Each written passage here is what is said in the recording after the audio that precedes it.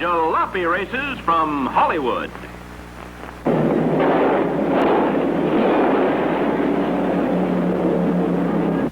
Good afternoon, racing fans. This is Bill Welch. And once again, we're set to bring you one of America's most exciting racing events, Jalopy races from Hollywood.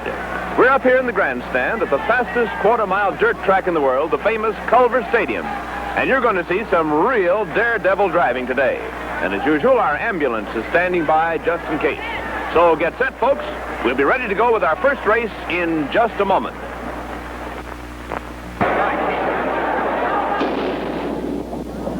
Now out of the pits, onto the fastest quarter-mile dirt track in all the world, come some more of those wild jalopy drivers to give you an exciting 8-lap race. We've had an extra qualifier for this particular race, a tie in qualifying times, so we'll have 9 cars instead of the usual 8. So that means just that much more action and excitement. And there he is, the last car to come on out and join them. Now, take a look at the drivers here. See if you're smart enough to pick out the winner of this race, even before it gets underway. A lot of good drivers. Matter of fact, I think all of them out there will be well qualified in this particular race. They're being introduced by Jimmy Sheridan, Ralph Betts in 157, and now Jack Donahue in 128. And over here in the second row, here's Johnny Evans, putting on his goggles, getting ready to go.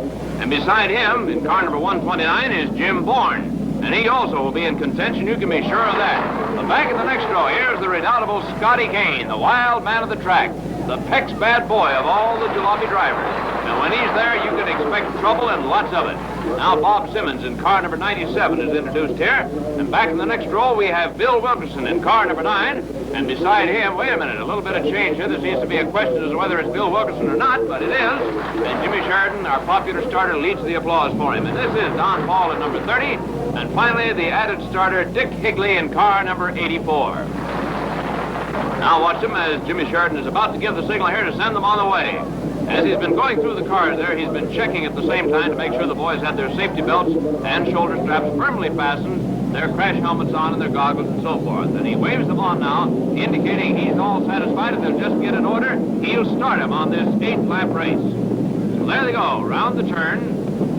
A little bit spread out here, but they can bunch up on the back stretch, and we should have a start if they get together in time by the time they come around to that starting line again. And here they are. Closing up very well now, with the pace being set by Ralph Betts. He's on the bubble there in car number 157, the pole position car.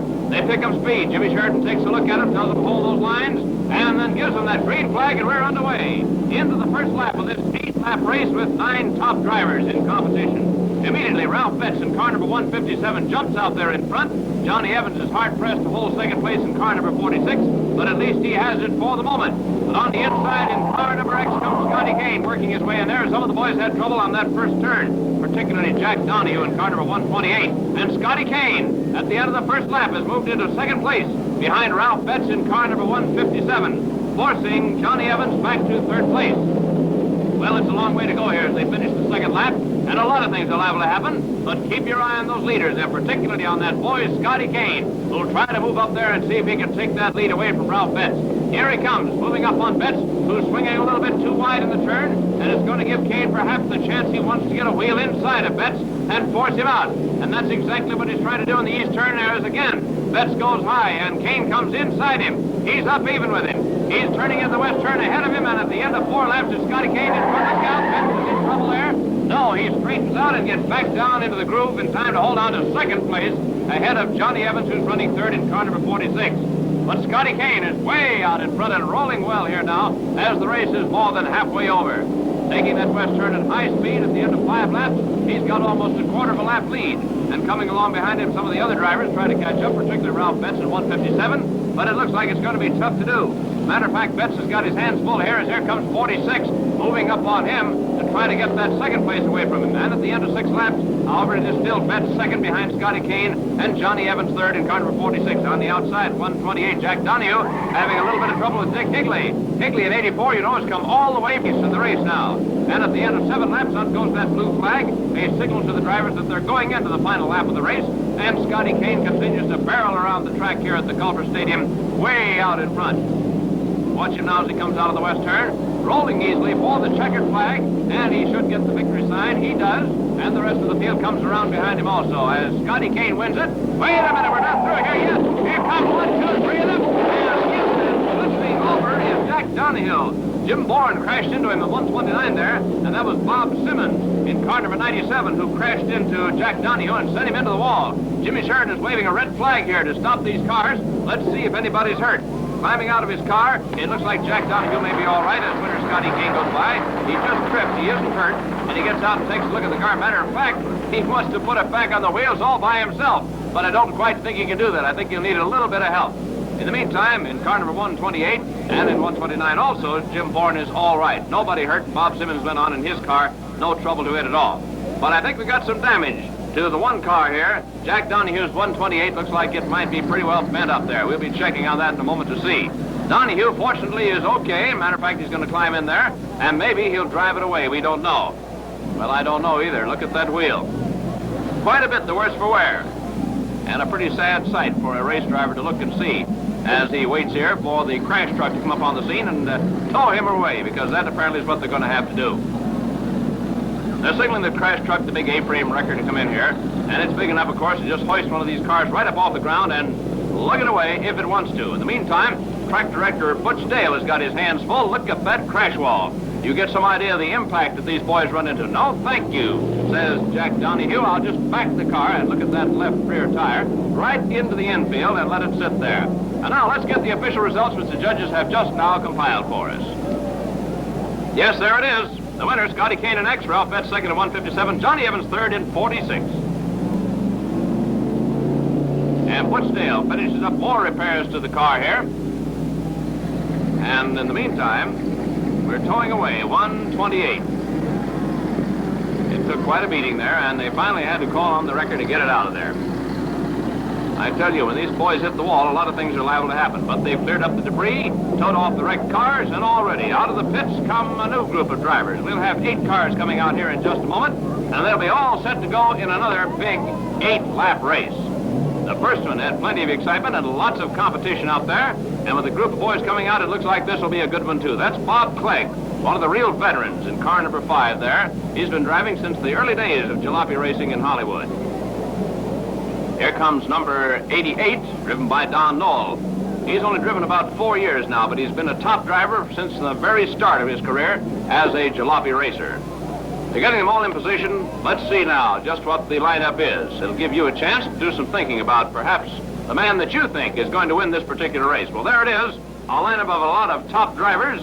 You should recognize several of those names if you're a real jalopy fan, and surely among them is your favorite. Let's see if you can pick the winner right now.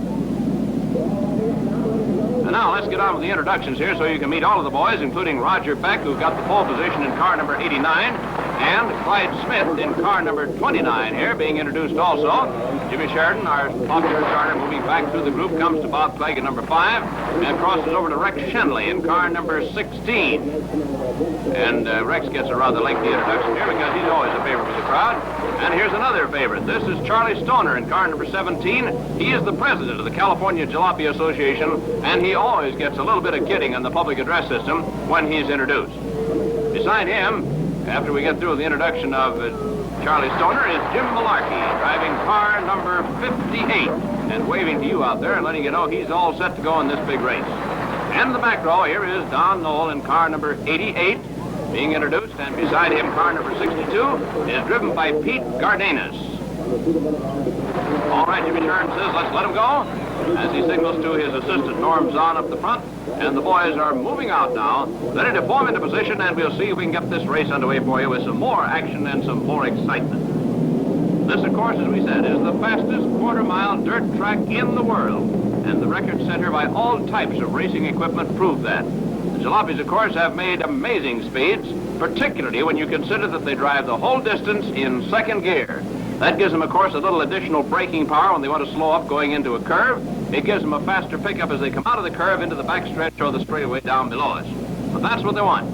And the fans, of course, know there's action coming as they watch now. And out of the west turn, here come our 8 cars bearing down on that starting line. Jimmy Sheridan looks them over. Let's see if he likes it. He does. There goes that green flag. And we're underway into the first lap. Right off the bat, of course, Roger Beck in 89, off the bubble, gets out of... Wait a minute, we got trouble right off to the bat indeed.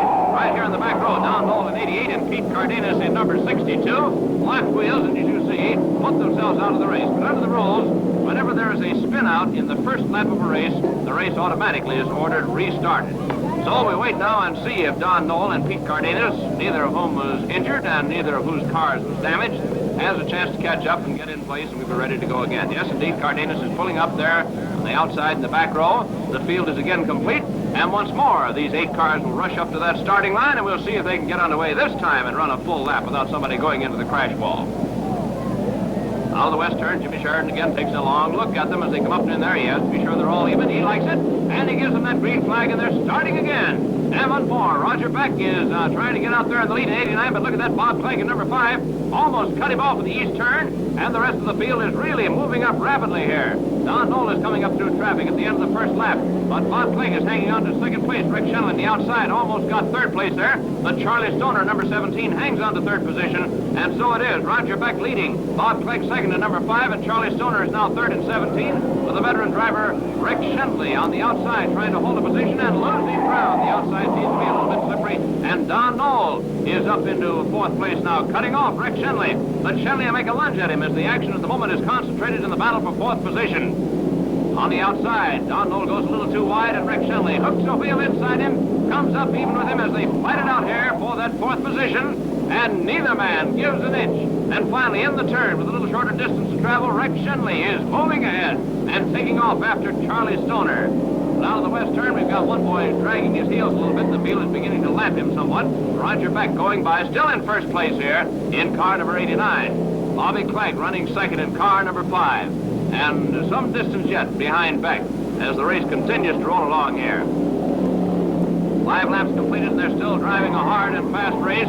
Pete Cardenas on the outside now on number 62. He and Charlie Stoner in a little battle for the right-of-way there, and Stoner gets out in front of him. There goes Rick Shenley by him also. A lot of the field getting past him here.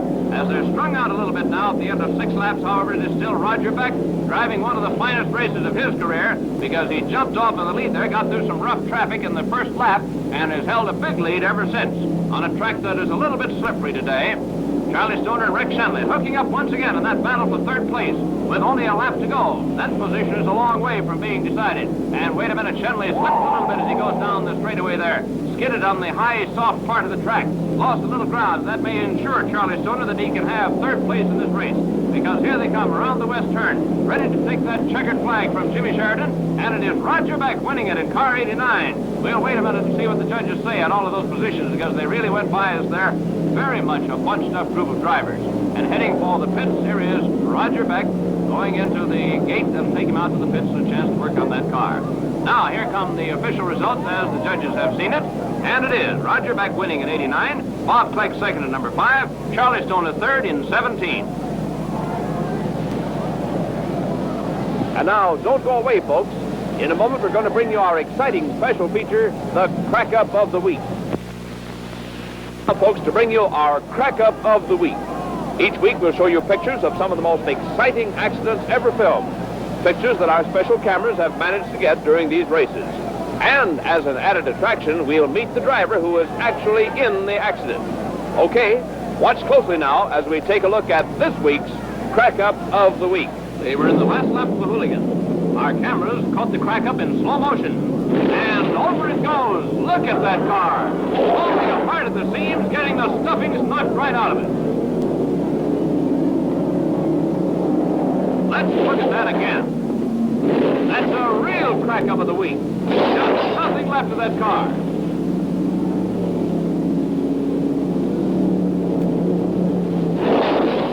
Here to tell us more about himself is the driver of the car, Don Knoll. Don, how are you today? Fine, Bill, thank you. As exciting as always, isn't it, with the Yeah, Jalopy? a lot of fun. That's what we did. What's the story of how you got started in it? Well, I had an old car I was trying to sell for $100, and I stopped in the gas station one night. The fellow says, well, why don't you race instead of selling it? So we put a roll bar in it, and I drove it on the street for a few days and come down here and started racing it. Been at it ever since, huh? Yeah, it's been 3 years this August. You remember how you started, or when you started? Well, yes, I find it hard to forget the night that I started racing. I won my first race, and also I had a son born that night. Well, quite an Jr. exciting 24 hours. Don Jr. Yeah. I see. How long ago was this now? Well, it'll be 3 years, August 12th. You know, I always say that I think you set an altitude record for jalopies around here because you bounced one day over a post that was at least 10 feet in the air, didn't you? Yes, I did. I've got some pictures to prove it. Right. What do you do for a living, Don? I'm a welder. I work out at the Douglas plant in El Segundo, working maintenance. They build those Navy fighters, don't they? There? Yeah, we have the world's record plane out there. You sure do. And incidentally, I think they tell me you're one of the best welders that ever, because your roll bars always stand up under anything. Oh, I sure hope so, as long as I'm driving them. Right. Well, Don, good luck, and let's hope the welding holds up in the future, too. Okay, thank you, Bill. You bet. Don Knoll. So long, Don. We'll see him again, of course, in future races. And now, let's get back to the races. And now, out onto the culvert track come 16 of our top cars ready to go on a 15-lap hooligan. And you know that means nothing but thrills and excitement from start to finish. Bob Ross in number 6 just came on the track there. And now we'll see more of the drivers lining up here, getting in position for this exciting race. Yes, when you put 16 cars in just a quarter-mile track, you've got something. And here is the starting lineup. Now let's see if you can pick out a winner among all this group of drivers. There should be some real favorites of every one of you racing in this one. And surely among them you can select one that you think is going to be the man that gets the checkered flag at the end of the 15 laps. So study them over carefully. And then let's get ready for action. I think we're going to dispense with introductions here because we're anxious to get this race underway. Jimmy Sheridan has made a quick check on the boys and now double checks to make sure that everybody is in the right position. And I think with that we'll be ready to go in just a moment and we'll be underway for those 15 laps. Of course, when we have a chance, it might be a good time to explain to you about the flags that Jimmy Sheridan, the starter, will use. The green flag, of course, obviously, is the one that starts the race. And the yellow flag means there is danger on the track, slow down. The cars are required to slow down and at the same time to hold position. They may not pass any car in front of them. And then, of course, the red flag means that the track is impassable because of a crack-up or other reason, and the cars are to be halted immediately. The checkered flag you know very well if you're a racing fan at all. That's a signal to the winning car that he has crossed the line, the winner, and, of course, it is also a signal to all the other cars that the race is over. The blue flag indicates to the drivers that they're going into the final lap of the race. And then we have a white flag, which is used to indicate to drivers that something is wrong with their car and they must come in off the track. But we're ready now for the green flag as our field of 17 comes up there to the starting line and they get that green flag and away we go with Art Atkinson at 43. Starting off in the bubble in front, but look at that Charlie Stoner in car number 17 hanging right on the outside there. Johnny Sherwood is running third in 2:76 and Charlie Stoner may take the lead here at the end of the first lap. He's a half length in front, but I don't know whether he can hold that or not as they head into that east turn. Doesn't look like it as Art Atkinson in 43 comes back at him a little bit, and Charlie was slipping some as he hit the high part of the turn. Now in the backstretch, he guns it again. And again, he's trying to cut off Art Atkinson as Johnny Sherwood hangs on right behind him there to see if he can find a chance to shoot through and grab that first place for himself. But it's a great two-car battle for the lead here as we're in the third lap of the race. Art Atkinson doing a fine driving job, but a great deal of credit goes to Charlie Stoner. It's tough to drive on the outside of this track, and on the west turn he did slip a little bit, and he's lost that first position. He's back even now with Johnny Sherwood in a race for second place, and you notice how the entire field is staying bunched up here. A great tribute to some of our top drivers that they can stay this close together as we're already several laps into the race. It's Art Atkinson leading at the end of the fourth lap, and Charlie Stoner running second at 17. And Johnny Sherwood is running third at 2:76, and the rest of the field keeps close-packed ranks right behind him. Everybody looking for a chance to pass somebody in front of him and move up for a chance to get that checkered flag. But up to now, Art Atkinson still hangs on to the lead as we've completed 5 laps of this 15-lap race. And look at that Charlie Stoner stay right with him in car number 17. Bumper to bumper there. He's actually pushing Atkinson a little bit. And now he goes to the outside once again. Let's see if he's going to try that maneuver of coming around on the outside. That's the tough way to pass on this track. He can't do it. He can't get enough speed. The top part of the track is sometimes a little slippery. The dirt's a little loose up there. The boys don't get the kind of traction they want. And consequently, a car that's down in the groove on the inside of the track has a better chance to stay out in front. And here comes another driver moving up. That is Bob Ross in number 6, getting up toward the front of the field. At the end of 7 laps now, it's still Art Atkinson leading in 43. Charlie Stoner still running second there in car number 17. Charlie, you know, is the president of the California Jalopy Association, the organization of the drivers that drive on this culvert track. At the end of 8 laps, Art Atkinson still leads, and Charlie Stoner still runs second. Now, and moving up is car number 80. Jim Plessig has come up to 4th place from clear back halfway back in the ranks. He's up there and with a chance to take that third position away from Johnny Sherwood, who still holds it in 2:76. And that two-car battle for first place is still going on here at the end of 9 laps. And Stoner's getting a wheel inside, too far inside. Look out, they're heading for the crash wall. Here comes somebody up. That is Jim Malarkey's car flipping over at 47, driven by Ed Southern, crashed into the 2 cars. Something lying in the track here. I guess it's a part of one of the automobiles. Let's see if Malarkey is all right. They've rushed over to help him, and here are 3 other cars. I hope the drivers are all right there. No sign of action from any one of the cars. But here is Malarkey coming out of his, and he is apparently okay. Now, let's check on the other 3 drivers and see if they're all right. Yes, indeed, everybody seems to be okay. They're getting out now to inspect their automobiles and see what has to be done to get them running again. What a pileup of twisted iron that is. Popping up just now is Art Atkinson from his car to take a look and see what's wrong. Ed Southern couldn't stay away from this pileup, and over here the boys are trying to turn this one around so they can get it back on the wheels and get it off the track. They got their hands full to move that one, apparently. It may take the record to get these cars separated here, where we have 3 of them piled up, and one of the wrecking trucks already is on the scene. And just now, Art Atkinson rather gingerly climbs out of his car. Look at the front end of Charlie Stoner's car, that number 17 there. You get some idea of the impact of when they piled into each other. Meantime, Johnny Sherwood now, of course, automatically goes into first place as the cars are being realigned for a resumption of the race. Bob Ross in number 6, and there is Rex Shenley in 16, now in 4th place. He's come all the way from the very back row of cars. To give you some idea of the fine driving job he's done. Well, heave ho, men. Let's see if we can get this on its wheel and get it out of here, because we want to get this race underway once again. Up we go, and hold it now. Take it easy. They practically have it balanced there. Matter of fact, they've got it balanced on the crash wall. That's the problem. Now, they didn't quite judge their distance correctly. Here's Charlie Stoner's car being taken off the track. In the background, that's Art Atkinson's 43. Look at that left front tire. No wonder it costs money to be a jalopy driver.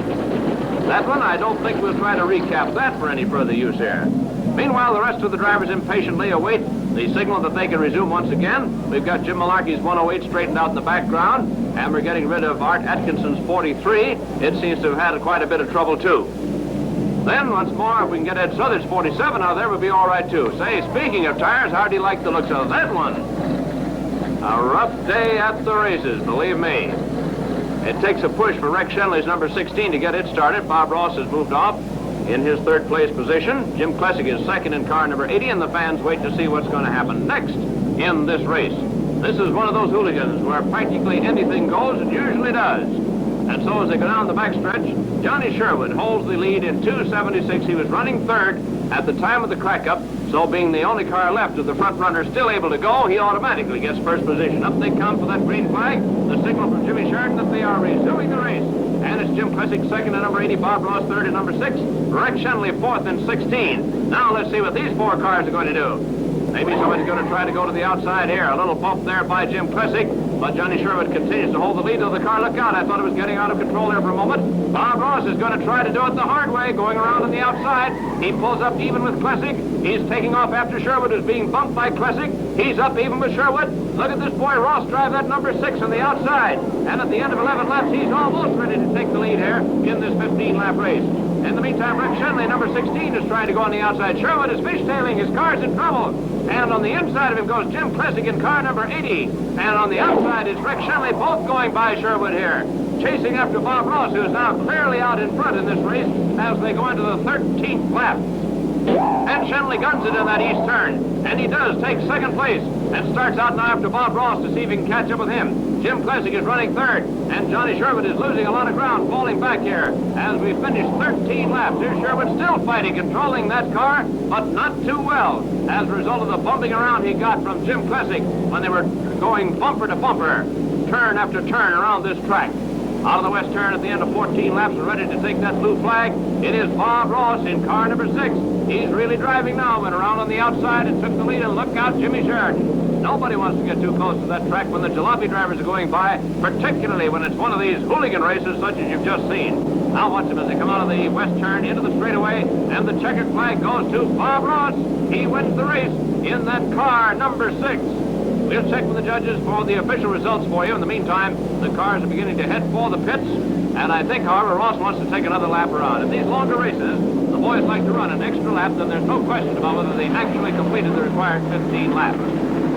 standing by for official results, and here they are. Bob Ross wins in car number 6. Rex Shenley second in number 16. Jim Klesick third in car number 80.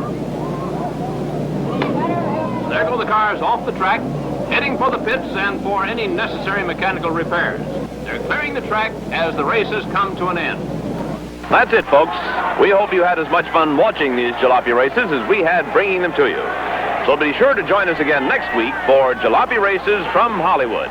Until then, this is Bill Welch saying so long from Hollywood, California.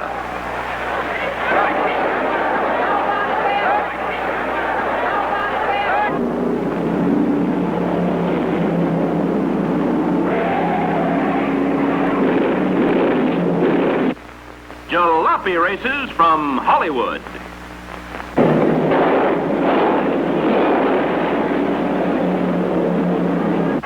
Good afternoon, racing fans. This is Bill Welch. Once again, we're set to bring you one of America's most exciting racing events, Jalopy Races from Hollywood. We're up here in the grandstand at the fastest quarter-mile dirt track in the world, the famous Culver Stadium. And you're going to see some real daredevil driving today. And as usual, our ambulance is standing by just in case. So get set, folks. We'll be ready to go with our first race in just a moment. Get ready again for exciting action on the world's fastest quarter-mile dirt track, the Culver Stadium in Hollywood. And with those slam-bang jalopies all set to drive an 8-lap race. In just a moment, we'll introduce you to a strong field of 8 of the top drivers here. Based on their qualifying times today, they've earned positions in this race. And of course, as always, our races are handicapped. But let's meet the drivers now. And first of all, let's see if you can pick among this group a winner. Among the 8, one of them is going to get that checkered flag first. Who's it going to be? Well, maybe you're smart enough to figure it out. But look them over, because there's some newcomers like Johnny Sherwood, who hasn't driven too many times here, and some real veterans like Dick Elliott and the rest of them. Now, Johnny Sherwood has just been introduced by Jimmy Sheridan, our starter, and he moves across to Harry Thomas in car number 77. And in the second row, we have Ed Southard in car number 47, and Jim Klesick in car number 80. And in the next row, it's Jim Malarkey. That's really his name. 108 is the number on the car, and Ray Mazie drives number 79. And in the back row, the 2 top boys of the day, based on qualifying times, smiling Rex Shenley here in number 16, and Dick Elliott in car number 20. That's what I say. These are handicap races, so the cars with the faster qualifying times are put toward the rear. Now the signal comes, let's get them rolling. And as soon as the boys have circled the track, get there in position, Jimmy Sheridan is going to give them the green flag and get them underway for 8 exciting laps. Just a little trouble getting Jim Klesick's number 80 rolling, but it seems to be all right now. He's on his way. And we have a gap or two here while we wait for Jim Malarkey in 108 to get his engine turning over and move up with the front runners in the field. He should be up there, though. He's on his way now, and he'll be closing up the gaps here in just a moment or two, and everybody will be in position and ready to go. Here comes Ed Southard in number 47, moving up into the second row where he belongs. That car's white on one side and black on the other, so it may fool you now and then as it goes around the track. Up they come to the starting line. Jimmy Sheridan takes a long look at them, gives them the green flag, and we're underway for 8 laps. Right off the bat, Johnny Sherwood in car number 276 jumps off into the lead with Harry Thomas at number 77 hanging on there for second place.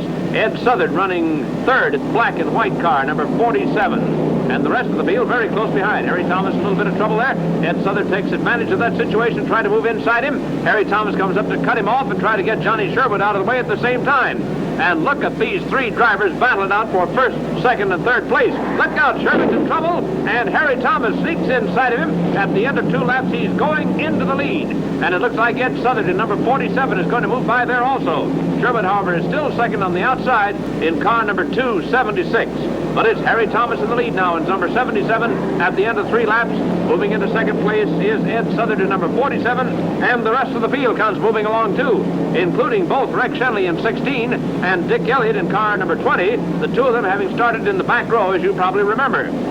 But Harry Thomas holds on to the lead in number 77, and pushing him at the moment is Ed Southard in car number 47, with Rex Shenley now into third place and Dick Elliott into fourth place. at this present moment. Down the backstretch, the battle still rages here for the lead in this race, and I'll bet you Harry Thomas is a nervous boy as he completes 5 laps, knows he has 3 to go, and then must see that Rex Shenley has just moved inside of Ed Southard, and Shenley is into second place, and now he's gotten inside of Harry Thomas. If Thomas doesn't cut him off there in the backstretch, he's got a chance to take over the lead. Look at him drive that car. There comes Dick Elliott moving into the inside also to try to get past both Ed Southard and Harry Thomas.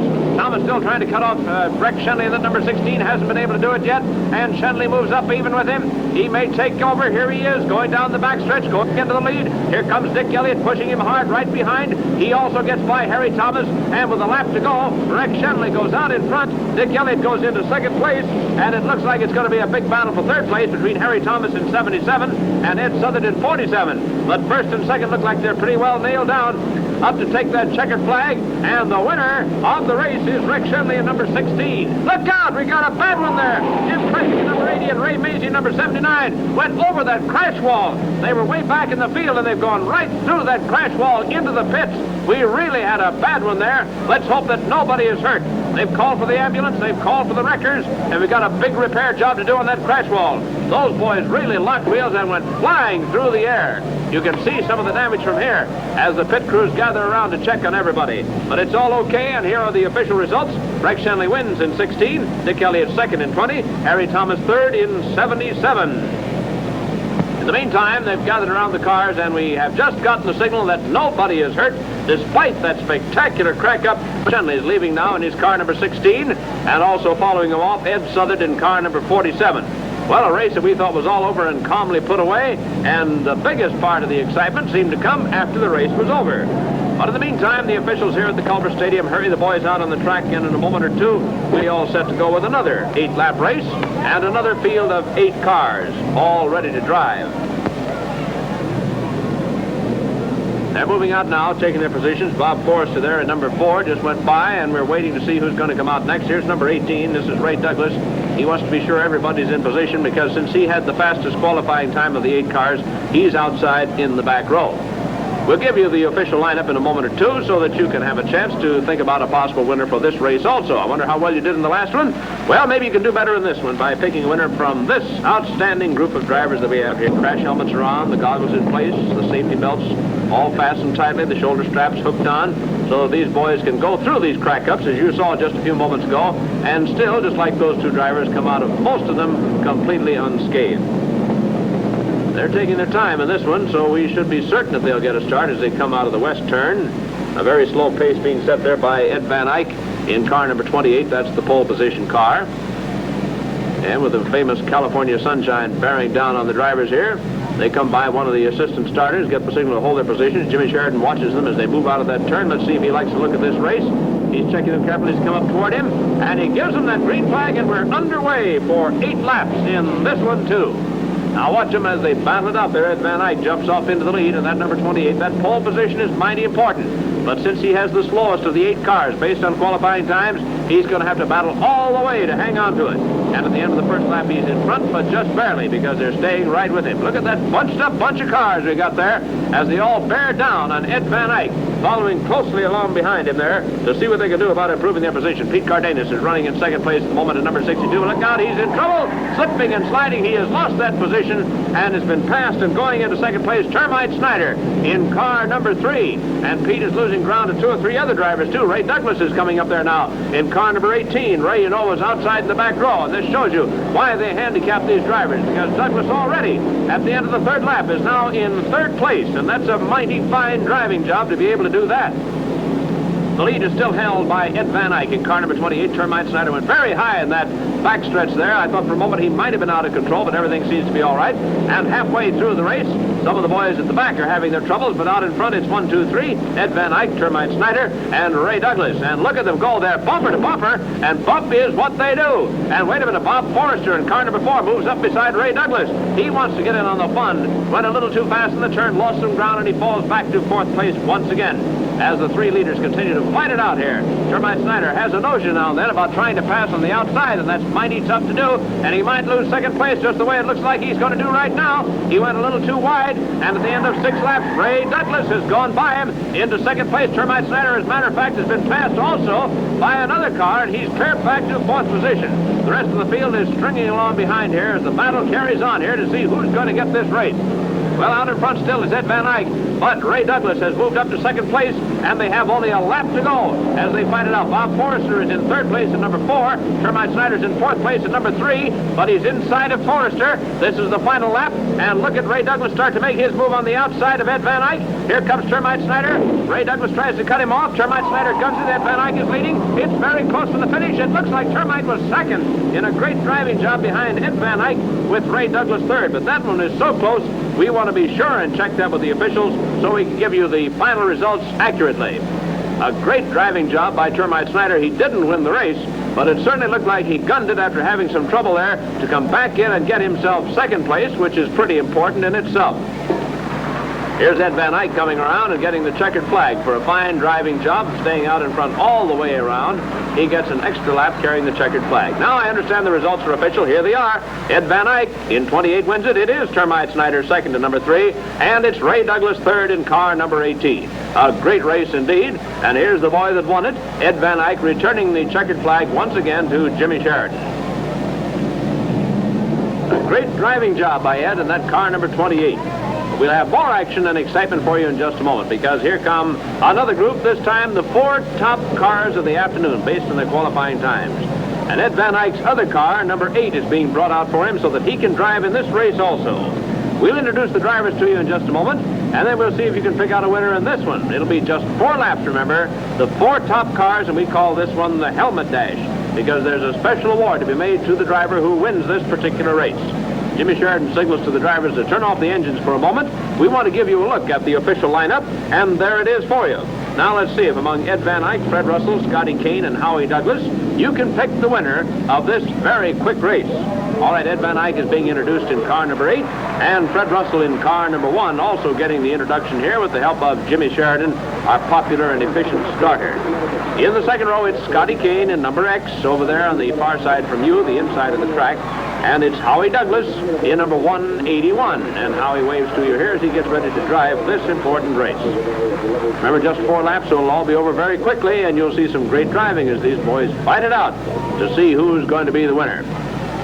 Fred had just a bit of trouble with his goggles there. They were checking on him, and of course they don't let the boys start until they've checked on safety belts, shoulder straps, crash helmets, goggles, everything such as that. Now here they go, rolling away, and somebody seems to be in a hurry. It's Ed Van Eyck, and so the other boys tramp down on it a little bit here to catch up with him because they want to get this race underway this time around. Here they come out of the west turn, all formed up and ready to go, and it looks very good for a start. Matter of fact, it's practically a perfect start as they get the green flag from Jimmy Sheridan, and away they go into the first lap of the race. Well, Ed Van Eyck in that car number 8 holds it even Steven with Scotty Kane coming up behind him, and Ed is fighting off Fred Russell on the outside in car number 1. Here's Scotty Kane trying to make a move on the inside. Couldn't quite do it, and he's back into a tie with second place with Fred Russell once again. Ed Van Eyck holds them both off, and Howie Douglas trails along behind in 181, looking for a chance to shoot through there and get up in the front-running competition also. Up they come, a bump for Ed Van Eyck from Scotty Kane, and Scotty got more trouble than did Ed out of it. But if you think those are bumps, wait till you see our Crackup of the Week that's coming up in this program in just a few moments. It's a real thriller. Scotty Kane, to number X, now moves up trying to get inside of Ed Van Eyck. Ed is cutting him off. Look at him chop away at him there. Really cuts him down to size, sends him into the infield, and I think it'll cost Scotty second place. It surely did, because there's Fred Russell in number 1, moving up into second position, and Scotty Kane's going to have to fight if he wants to get that second place back, and it's going to be very tough to try to come on and beat Ed Van Eyck out of this one, because here they come, running for that checkered flag, and up to the finish line, and Ed Van Eyck wins it, and Fred Russell is second, and then it's Scotty Kane. But we'll wait for just a moment and check in with the officials on that one, because there might be a penalty on one of the drivers for some of that rough driving. And Scotty Kane, not very happy, is after Ed Van Eyck. He's after him a little bit too much. Look out there, Scotty! And Ed Van Eyck very wisely takes to the infield to get away from Scotty Kane, who I think was a little mad. Now it's official. It's the winner, Ed Van Eyck in number 8, Fred Russell second in number 1, Scotty Kane third in number X. Folks, to bring you the Crackup of the Week. Each week we'll show you pictures of some of the most exciting accidents ever filmed. Pictures that our special cameras have managed to get during these races. And as an added attraction, we'll meet the driver who was actually in the accident. Watch closely now as we take a look at this week's Crackup of the Week. The cars were going pretty smoothly in the 13th lap of a hooligan, when suddenly our slow-motion cameras on the backfield caught Al Thompson being hit and flipping over, with his car coming apart at the seams. Let's see it again.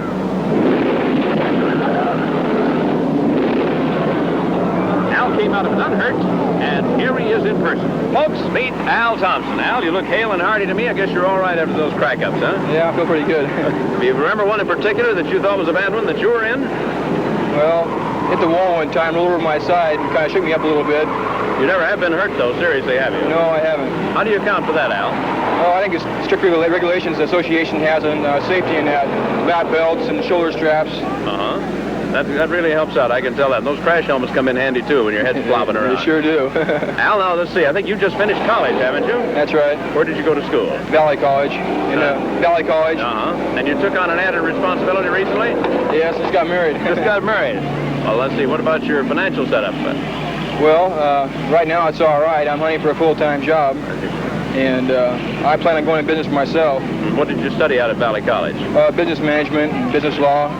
And you'd like to have your own business? Yes, sir. Any particular kind? I'm thinking about the muffler business. Well, I should think being in the automotive world like this would be a good idea. These jalopies are pretty noisy. Maybe you might sell a few right here. Yeah, I might try. But you're going to stay with racing, too, aren't you, Al? I think so. I like it. Fine. Thank you very much, Al Thompson. Nice to have you here. And now, folks, let's get back to racing. And now we're getting ready to roll with an important 15-lap race for you, but this one is a hooligan, and that means some of the boys that haven't had too much experience on the track are going to get a taste of it for perhaps the first time in their driving lives. So let's see what they do as they come out on the fastest quarter-mile dirt track in all the world, and let's see who's going to win this race for you, too. We got so many cars, we almost have a traffic jam at the gates here. They have to hold things up for just a moment while they try to position the drivers, get them set for a quick introduction to you, and also get them underway in the first lap of the race. A big field with the pole position going to Clyde Mitchell in car number 109, stretching all the way back to the last car, and it'll be Peck Marcota driving his car number 127 today, though as you know he has the tough luck car also, number 13, the car that defies all racing superstition because he paints it green, which no driver would think of doing, and he has peanuts in it too, which is another of the superstitions of driving. But here, now, in addition to Peck and Clyde Mitchell and the rest of them, let's see if you can pick out of this group one that's going to be the winner of the race. A lot of good drivers there, a lot of boys with not much experience, and I tell you, it's going to be a real test to see if you can figure out which one wins this particular 15-lap race today. A lot of time for a lot of things to happen out on that track. In a moment, we want to give you a quick rundown on the cars also. So let's start right off at the beginning there with Clyde Mitchell in 109. 106 is Vern Michaels. Here's Johnny Evans in 32 and Bill Rogers in 165. Bob George in 49. And beside him, Tommy Monroe in car number 95. Then the next row back behind Tommy, who just waved to you there, we have Harry Kay. He's in car number 119. And we have Bill Weltraub, who is driving car number 37 today. And another row back, and one of our top drivers came out to have some fun in this one. He's driving car number 102, and his name is Danny Lettner, of course. And beside him, Clyde Smith in 29. And we have Mario Ramos in car number 25 here. And Mario waves to you, and Dick Higley's on hand, too, in his car number 84, as soon as he gets it into position. Another row back, and waving to you now, Art Atkinson from car number 43. Beside him, Glenn Wallace in 57. And so we move clear on to the very back where we have Charlie Stoner back there in 17, and Peck Marcota in 127, and Jim Robinson in 75 just getting out in time to get into this race also. They let him enter right up at the very last moment as far as this particular race is concerned. And they've already been given the signal to get rolling. And as soon as we get one car that seems to be stalled there momentarily down on the track, sometimes the boys' starters just won't turn the engines over. Then we'll be all set to go if we can form them up in time. You can see that Clyde Mitchell in 109 is setting a very, very slow pace over there, waiting for the rest of the field to close up behind him so that everybody can get off this first time round. And now as they come out of the west turn, the ranks are pretty well closing up here, and it looks like Jimmy Sheridan will find good cause to wave that green flag and tell the boys it's time to go. So let's see what happens now as they come rolling up to that starting line. He gives them that green flag. We're underway for 15 laps. This is the hooligan. Most anything can happen. Right off the bat, Vern Michaels had trouble with 106. Causes a traffic jam in there. And the boys are all in trouble. Look out. It looks like Bob George in 49 is having some difficulty back there in the pack. And he is coming in broadside now. And Jim Robinson in 75. Bouncing and spinning off him also. Two of the boys in trouble. And let's see if the rest of them. Yes, everybody else manages to get by. But those two are still stalled out there. And I hope they get off the track before that field comes bearing around on them once again. Here they come, out of the west turn. Clyde Mitchell rolling all by himself now in car number 109 here after getting out in front. But this race is a long way from being over, and it's going to be tough to tell who the winner might be. Back behind him, of course, quite a battle develops here for some of the other positions. Up through the field has come Harry Kay in number 119 to do a very fine driving job. And at the end of 3 laps, it looks like it's going to be quite a battle for some of those places there up near the front. 84, driven there by Dick Higley, a good driver, a top boy. And he's on his way, working his way right through traffic. He's up to 3rd place already. And it looks like he's going to improve that position right here and now. At the end of 4 laps, out in front is Clyde Mitchell. But Clyde seems to be having a little bit of engine trouble. And into 2nd place already has gone number 84, driven by Dick Higley. Look out, we got a water puddle in the infield, and one of the boys got an unexpected bath. Well, anything will happen, including taking a mud bath, as far as the hooligan races at the famous Jalopy races in Hollywood are concerned. Now, it is Dick Higley who has moved out in front since Clyde Mitchell's 109 developed some engine trouble there. He hasn't been able to hold the position, and Dick Higley is definitely the leader in the race at the present time. Mitchell is just rolling along on the outside there and letting the boys go by him to lap him as the field continues to move along. He's having too much trouble with that engine, and he can't hold up the pace, and Dick Higley goes on. We're already 1 lap in front, adds another one on there as he goes by that car once again. So Dick Higley leads in the race, and we're waiting to see who's going to emerge from this pileup of cars here and move up into 2nd place. At the moment, it's Harry Kay in 119 trying to see what he can do, and Glenn Wallace is in there in 57, and Art Atkinson in number 43. They're coming along also to get up into contention for some of the front positions as far as this race is concerned. But the big leader, and you can see him way out by his lonesome now, is Dick Higley in car number 84. Harry Kay being hard-pressed here at the end of 8 laps to try to hold on to 3rd place. Remember, Clyde Mitchell's 109 is a lap behind because of engine trouble, although he's mixed in at the moment with those front runners up there.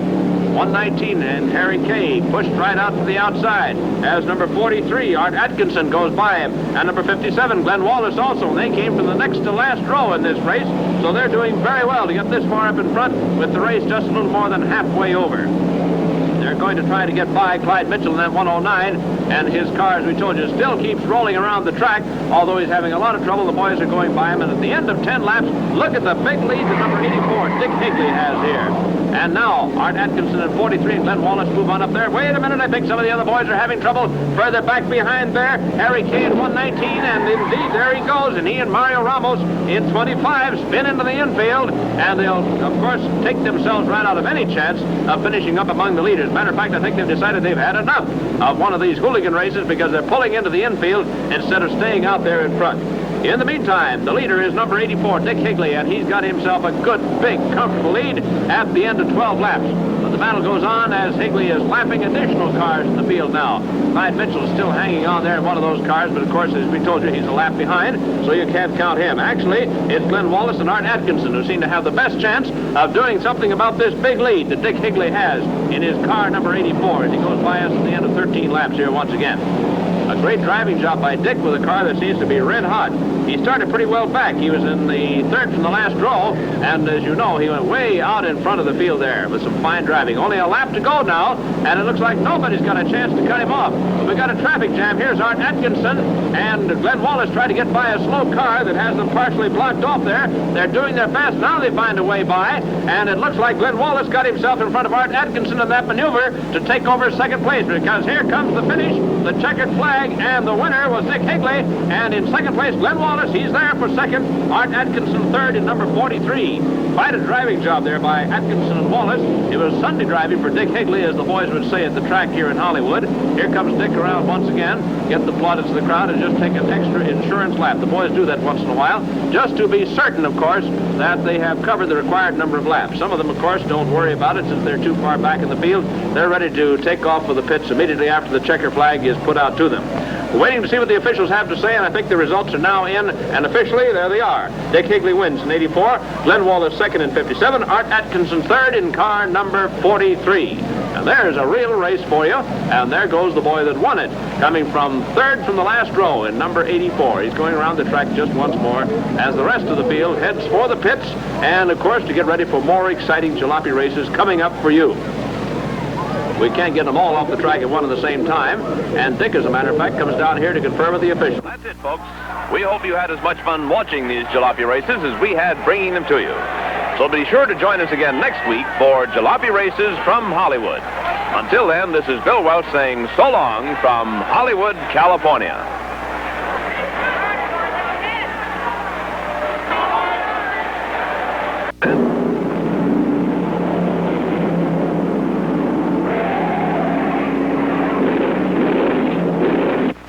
Jalopy races from Hollywood.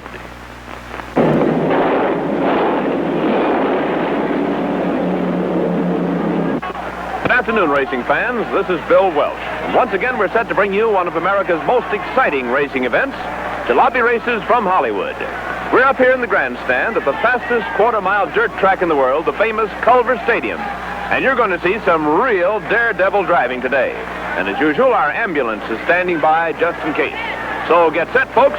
We'll be ready to go with our first race in just a moment.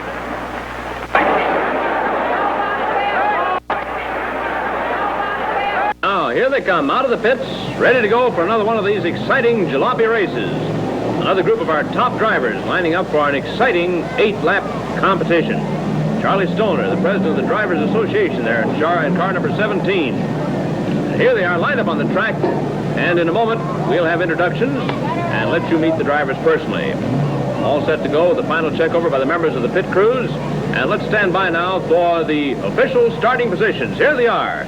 Take a look at those drivers and the car numbers and see if you can pick out which one you think is going to be the winner when this race finally comes to its conclusion. Some real veterans in there like Ed Van Eyck and Joe Woody and the Baron himself, Leo Breithaupt. But now, Jimmy Sheridan, our popular starter here, with flag in hand, points first of all to Ed Van Eyck in car number 28, as the crowd indicates its appreciation of these drivers. Mark Davis in 39X introduced. Back in the second row, here's the veteran Joe Woody in his white car, number 36, with Jimmy Sheridan double-checking to make sure they get the right driver introduced. And he moves across now to Andy Anderson, who's driving his 137 this afternoon. And as we go back to the next row, wait a minute here, we've interrupted Baron von Breithaupt as he's in the act of getting into his racing accoutrements here. The Baron, well, there's some question as to whether he's a Baron or not, but when it comes to a race driver, he's really all there. And so we'll hold up while he gets a proper introduction from the fans. Beside him, Bob Ross, driving car number 6, as Jimmy Sheridan introduces him also. And then we move on back to the back row here in just a moment, after a kind word or two from the public address system of Bob Ross. And introducing now, Charlie Stoner in car number 17, and finally beside him, Clyde Smith in car number 55. These are all handicap races, by the way, fans, and the drivers earn their positions based on qualifying times that they've made here earlier today. And since it is a handicap race, the driver with the slowest time gets the pole position inside up there in the front row. That is Ed Van Eyck in car number 28. And of course, in just a moment as they come on around, they'll be getting an assortment of flags that Jimmy Sheridan has on hand. The green flag indicating the race has started, the blue flag signaling they have a lap to go, the checkered flag that the race is over. And of course, he has a yellow flag for caution, a red flag to stop them. But right now, they're coming up, and it looks like they do. Yes, they do get that green flag, and they're underway in the first lap of this 8-lap race. Starting right on the outside, Mark Davis is trying to make a bid for it, but it's tough to do on this track today, and he's skidding and losing that second position. Going inside of him, going by, is Joe Woody in car number 36, as the lead is held by Ed Van Eyck. And moving up into third place, the Baron von Breithaupt in car number 11, rolling along in third position here as we move into the second lap of this race. Still out in front is Ed Van Eyck in car number 8, and the white car, number 36, driven by Joe Woody, is running second. Following along behind him, Baron von Breithaupt, and coming up is Charlie Stoner in car number 17 to see if he can get in there possibly for a third place position. Watch him now as he tries to work his way. Look out, Joe Woody is slipping a little bit, but he gets that car back under control and still hangs on to second position. On the outside, Leo Breithaupt is being driven. Look out, Charlie Stoner spinning out as Clyde Smith hooks his wheels in car number 55, and the two of them are stalled there on the track. I don't know whether Jimmy Sheridan can flag them down before that field comes around there once again. He's waving a red flag, and the pit crews are trying to signal the drivers to stop. They're slowing up, but is it enough? Watch out as they come up on that traffic jam there. One gets by, 2, 3, and I think they're all going to make it. Yes, they do. And Jimmy Sheridan is now frantically waving them down with that red flag, telling them to bring it to a halt, and he will resume the race after we have a chance to clear the track. Here comes that big A-frame wrecker, and just pick one of these cars right up off the ground and carry it away. And it looks like it'll probably be needed, because the two have certainly locked together in that spin out in the west turn of the famous culvert track here, right on the outskirts of Hollywood. They're ready to hook on. In the meantime, they'll be lining up the rest of the cars, and we'll be anxious to see if these two, after this pile-up, are going to be able to keep on going in this race. They line them up single file now, according to the positions that they held at the time that the race was flagged down. 28, of course, is Ed Van Eyck, who's been in the lead all the way. Lifting up 55, frees Charlie Stoner's number 17. He's taking it into the infield there so that the pit crew can make a quick check over and then see if it'll be able to go once again. Number 55, being driven by Clyde Smith, being checked momentarily, but it seems to be all right. And I wouldn't be surprised that despite that, both these cars will be able to continue on in this race. They should be resuming here in just a moment because we had no damage to the crash wall in that particular pileup. Yes, there's 55, and here's Charlie Stoner's number 17. Back on the track, all set to go as Jimmy Sheridan asks them a question if they're all ready, and waves them on now to get them started, and they'll take a green flag as they come around if they're in position the next time, and the race will go into the next lap. So Ed Van Eyck sets a slow pace here, and Joe Woody comes up beside him as if he wanted to have a little conversation there. And moving up behind them, number 11, being driven, of course, by Leo the Baron von Breithaupt. So the field goes slowly down the backstretch now. The leaders being instructed, of course, to hold their pace down so that everybody can be in a good, tight formation as they come out of the west turn and up to the starting line to resume this race. Here they come, picking up speed a little bit now as they see Jimmy Sheridan apparently is going to give them that green flag. Up they roll, and they have gotten that green flag, and here we go into the next lap of the race once again. Still out in front, of course, is number 28, being driven by Ed Van Eyck in the white car. Look out, somebody else there at about 4th position. Sorry to tell you, Joe Woody holding 2nd place in car number 36. Out of the west turn again, finishing the 5th lap, and it's Ed Van Eyck out in front and slipping and losing 3rd place. The Baron let number 137, driven by Andy Anderson, go by him into 3rd position as he skidded coming out of that west turn, and Bob Ross is moving inside of him also in car number 6 to come up into 4th place as the battle is really developing here now at the end of 6 laps, and Bob Ross gets inside of Andy Anderson. Look at those two bump each other there, just pushing each other around, and Bob Ross on the inside, and number 6 is moving up into 3rd place in the race now. Still out in front is Ed Van Eyck in car number 28, running 2nd, Joe Woody in 36, as they come out of the 7th lap and head to the straightaway, heading for the east turn, going into the last lap of this race. Ed Van Eyck leading, Joe Woody 2nd. Look out, trouble down there, Joe Woody and Bob Ross and also Andy Anderson are all piling up there and spinning each other out of the race. Wait a minute, one more once we get down on it too. It's number 55, Clyde Smith, in his 2nd exit of the race. Well, that took 2nd, 3rd, and 4th place out of there, so let's see how they're going to finish as they grind up the finish line. The winner going across is Ed Van Eyck in car number 128. We got trouble over on the other side here, and it looks like we'll have to have that wrecker once again if we're going to get them pried apart. The cars have been slowed down enough so nobody else is going to pile into the debris. I should call it 2 automobiles, but after the way they hit each other once in a while on this track, at the speeds they travel, they lots of times turn out to be nothing more than debris. It looks like number 55, you can't see the number, up toward the crash wall there is the one that got the worst damage out of this. They're checking over Bob Ross's car because he wants to drive some more in these exciting jalopy races here. There's a frantic wave of one of the pit crew. Let's get the wrecker over here. Let's see what's wrong with these cars. They're going to hook onto that big A-frame, and one or both of them may have to be towed away. We'll be anxious to see if Bob Ross's car is damaged or if it is just 55. It looks like 55 may have broken the front axle, spinning into the crash wall after he hooked up there with Bob Ross. And now, in just a moment, we want to bring you the official results, and here they are. Ed Van Eyck wins in 28. Mark Davis came up with 2nd place in 39X, and Leo Breithaupt was 3rd in car number 11. So they're towing away number 55 into the infield. You can see the left front wheel is gone, snapped off by the impact of that Crackup. Moving it into the infield, and they'll probably just leave it there so the pit crew can work on it for a while. So in another 8-lap race. Joe Woody's got himself a new mount for this race. This is number 42, another one of his cars that he's bringing out to drive in this particular race. And we'll see who else is going to join us here today. Here is 122. This is Tough Luck Tommy Monroe, we call him, because he's involved in so many crack-ups. When it looks like he's going to win races, he so often piles that car up just when he's about to go across the finish line. Jimmy Sheridan walks up toward the front, and in a moment we should have the official rundown for you and introductions. Here they are, the drivers that are going in this next race. Now, do you think you can pick a winner in this one?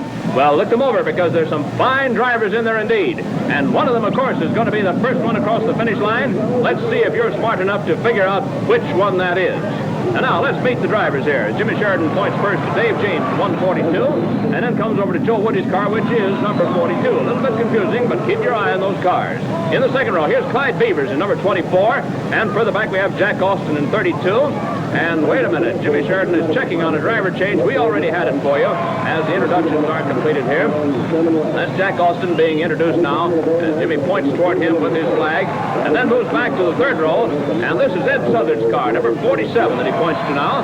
And here is Bud Astray in number 199. And back to the final row goes Jimmy Sheridan, and he'll point first to Bob Ross. Yes, sir, he got that number 6 rolling, and he'll be in this race also. And with him in the back row is Tommy Monroe in car number 122. Well, Jimmy walks back up through after checking, of course, to make sure that all the safety belts, shoulder straps, crash helmets, and goggles are in place and in use, so that there's no chance of these drivers being hurt. Norm Thom, the assistant starter there, waves them on, and they'll take that slow lap around the track as they get ready to go once again. Remember, qualifying times determine positions in this race.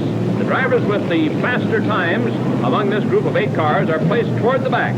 Slower times put them up in front. That's how we have Dave James in car number 142 in the pole position. I know you have a little trouble perhaps seeing the 1 because his number was changed on him here at the last moment, and he had to sort of paint the 1 on there so he wouldn't confuse with Joe Woody. Up they come to that starting line. There's that green flag, and here we go into the first lap as Dave James guns it hard into the east turn, heads down toward the back stretch, and gets a lot of daylight between him and the rest of the field to try to go up there. Ed Southard coming on the inside in car number 47 is moving up into second place, and here he comes, getting inside of other cars and trying to catch up with Dave James at 142. Moving in there well and getting beside and past Clyde Beavers at number 24. Going into second place, it is Ed Southard in a car that's white on one side and black on the other. You can notice that as he comes out of the west turn. That second place car turns into a black car as it goes by us here. But the leader still is Dave James in car number 142. Clyde Beavers is running third in car number 24 as they're rolling again on this fastest quarter-mile dirt track in all the world. The records that have been set here prove that. Wait a minute, a little bit of a collision there. Let's see if they're going out of the race. Is the field going to go by them? No, indeed. Nice driving by Dave James. Holds off number 47, driven by Ed Southard, and he hangs on to the lead as Southard continues to chase him here. Joe Woody now has moved into third place in car number 42, but the leader still is Dave James in 142. Then Southard again up there, turning him, as they say, bumping him a little bit, giving him a rough time of it, and trying to get a wheel inside, which he has done. And look out! I thought he was going to take Dave James out of the competition. Here they go down the back stretch. It's Southard trying to get inside. This is the tough way to do it. Bumping him, pushing him. Look out! Here they go toward that track wall. Will they stop? Yes, I think they're going to stop in time. But they've taken themselves right out of competition. A nice recovery by Dave James, but not quite good enough because the leadership has changed now, and the leader is Joe Woody in number 42.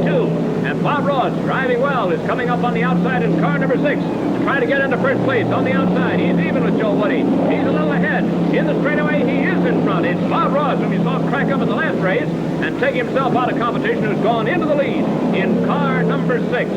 Behind him in second place, Joe Woody in 42, but he's going to have trouble from a couple more of the drivers. Tommy Monroe in 122, and on the outside, Jack Austin in 32, trying to get by Joe Woody with a lap to go in this exciting race here at the Culver Stadium. They're waving that blue flag down there to signal them that they're in the final lap, and it's a big, big lead for Bob Ross as he steams down the backstretch into the west turn. Of the rest of the positions, not too decided yet. Here comes Bob Ross up to take that checkered flag and win the race, and Jack Austin got in there for second place. It looked like Joe Woody was third in number 42, but we want to see what the officials say about that one. They take a lap or so to slow down here on the track. Bob Ross taking it easy down the backstretch. One of our great drivers here at the Culver Stadium, and a great Jalopy race favorite with all the fans. They're giving him applause now, as you can well imagine. After a fine driving job and a great comeback, you realize he came from the back row all the way through the traffic to win that one. And now let's stand by for the official results. Here it is. Bob Ross wins it in number 6. Jack Austin was second in car number 32. Joe Woody was third in number 42. Each week we'll show you pictures of some of the most exciting accidents ever filmed. Pictures that our special cameras have managed to get during these races. And as an added attraction, we'll meet the driver who was actually in the accident. Okay, watch closely now as we take a look at this week's Crackup of the Week. They're hitting a clip of 60 miles per hour, and here they go into the west turn. Watch them now. There they go, rolling over and over. Look at that, completely demolished. Let's see it again.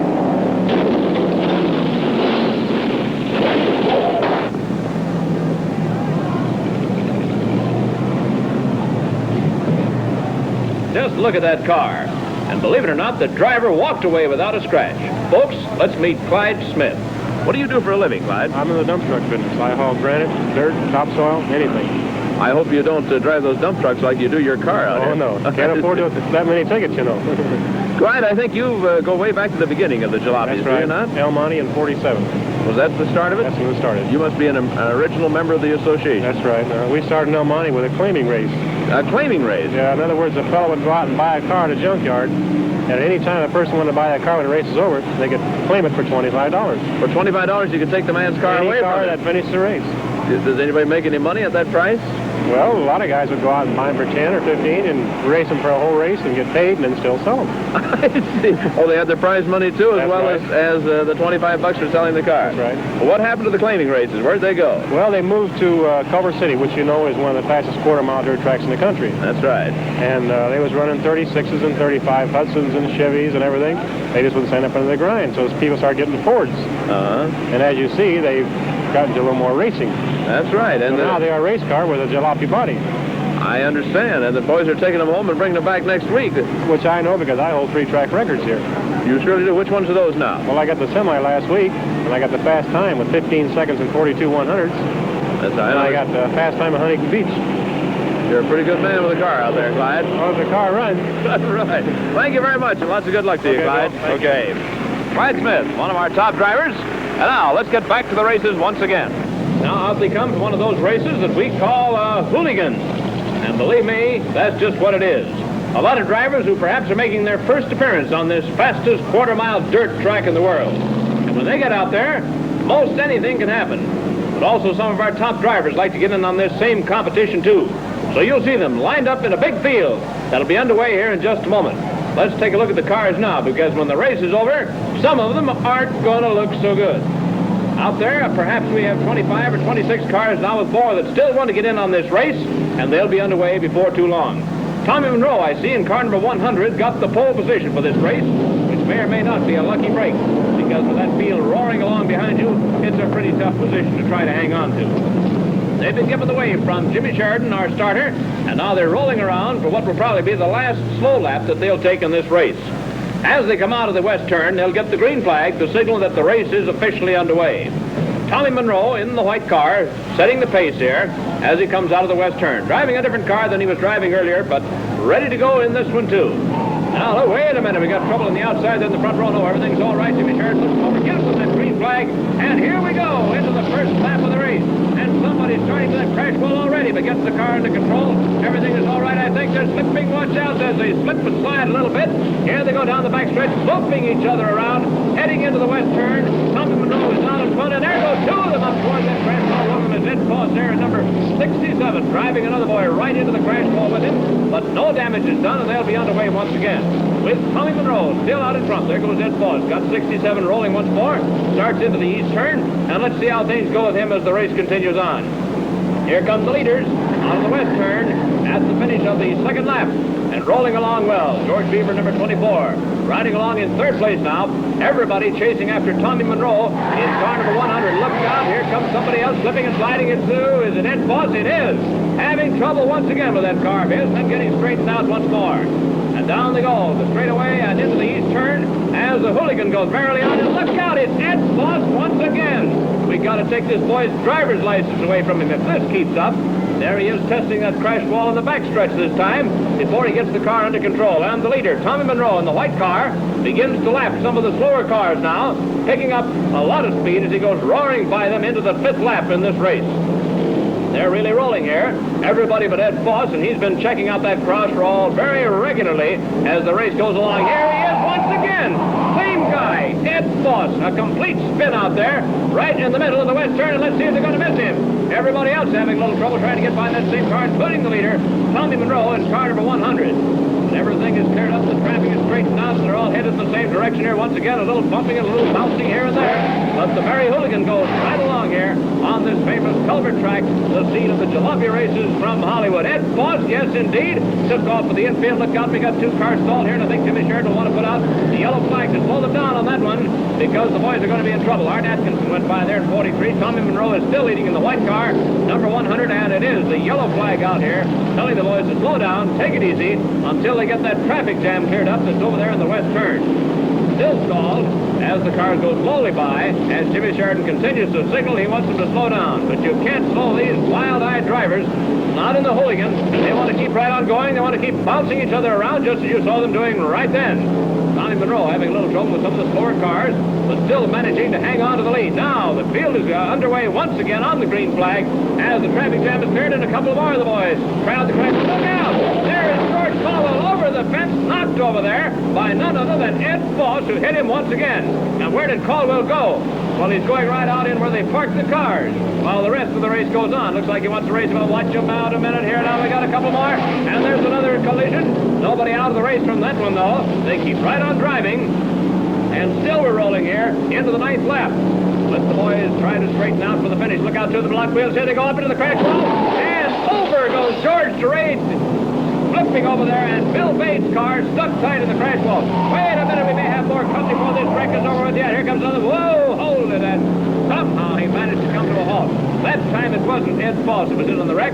You notice Bill Bates jumped out of his car and ran away, and I don't blame him after seeing that. And the ambulance is on the way over there to see if George DeRade is okay after his car flipped over. And here comes the field roaring down, trying to get this race settled. Don Knoll has gone into the lead in the meantime in car number 88, and I believe Don Knoll got that checkered flag in number 88 with Tommy Monroe finishing in 2nd position, and it looked like it was Ed Hodges 3rd, but we'll have to wait and see what the officials have to say about that one.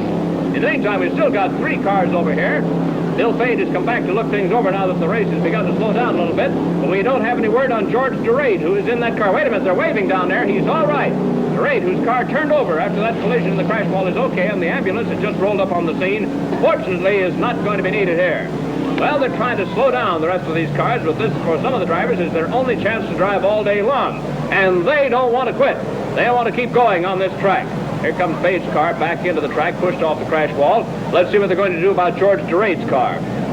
In the meantime, they're trying to get Charlie Johnson, number 56, out of there, too. He's getting back in now. He left town, and I don't blame him with that field acting like that.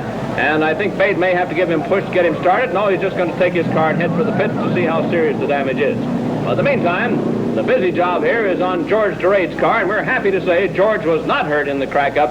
Matter of fact, he's standing around there helping supervise the job of getting the car back on its wheels so that he perhaps can drive in another race not too far in the future. You know, when the boys crack the cars up, one nice thing about it, they can just go to the nearest junkyard and buy all the parts they want for a few dollars and get the cars back in running condition and ready to go in the next jalopy race that they have a chance to enter. We're still standing by to see what the judges have to say about the official results on this one, because it was quite a helter-skelter finish as they came roaring up there. But it looked like Don Knoll in car number 88 walked away with the hooligan race today in this jalopy program. A push here for number 56, and that'll get Charlie Johnson's car underway. And in the background, now you see how they handle George DeRade's car here, just lifting it right up in the air with this big A-frame wrecker, and they don't have to tow it, they can carry it if they want to. But apparently, after all of that, it's not too badly damaged, and possibly it may be able to be driven to the pits instead of being carried away by the wrecker. Everybody looks around here. We always have, of course, a large group of sidewalk superintendents. Not only the pit crew for this one particular car, but the pit crews for a lot of other cars come over to check on things, too, and offer their advice on what ought to be done. Yes, surprisingly enough, I think this may be able to be driven. Now, here it is, the official results. Don Knoll won it in 88. Tommy Monroe was second in number 100. Ed Hodges was third in 65. And here, well, this is the winning car, believe it or not. Here's number 88, Don Knoll's car, and after that race, it won't even run. Are you surprised? Well, I'm not. And the boys are going to have to work on that one. Yes, even the winner can't drive his car off the track after the slam-bang action that we get in these jalopy races from Hollywood. So we bring up one of the pushers here to get number 88 rolling if we can, and maybe, just maybe, they'll be able to drive it away. Let's see if the engine will start. Indeed it does. Finally takes off with the hitchhiker riding along on the outside there. And there goes 88, the winning car, finally able to run, though not well, as you can tell. And I'm afraid Don Knoll's got some work to do on that car before he's going to be able to get back into any more of these jalopy races. In the meantime, here's George Caldwell's car. Here's where he finally came to a halt after being knocked through the fence by Ed Foss. I think he's the furthest man away from the track that we've ever had. And finally, also, the officials are managing to shoo the rest of the hooligan drivers off the track into the pits where they can get them out of the way. Folks, we hope you had as much fun watching these jalopy races as we had bringing them to you. So be sure to join us again next week for Jalopy Races from Hollywood. Until then, this is Bill Welch saying so long from Hollywood, California.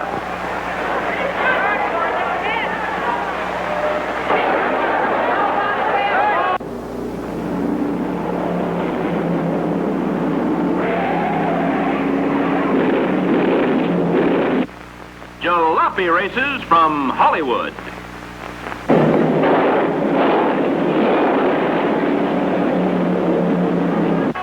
Good afternoon, racing fans. This is Bill Welch. And once again, we're set to bring you one of America's most exciting racing events, Jalopy Races from Hollywood.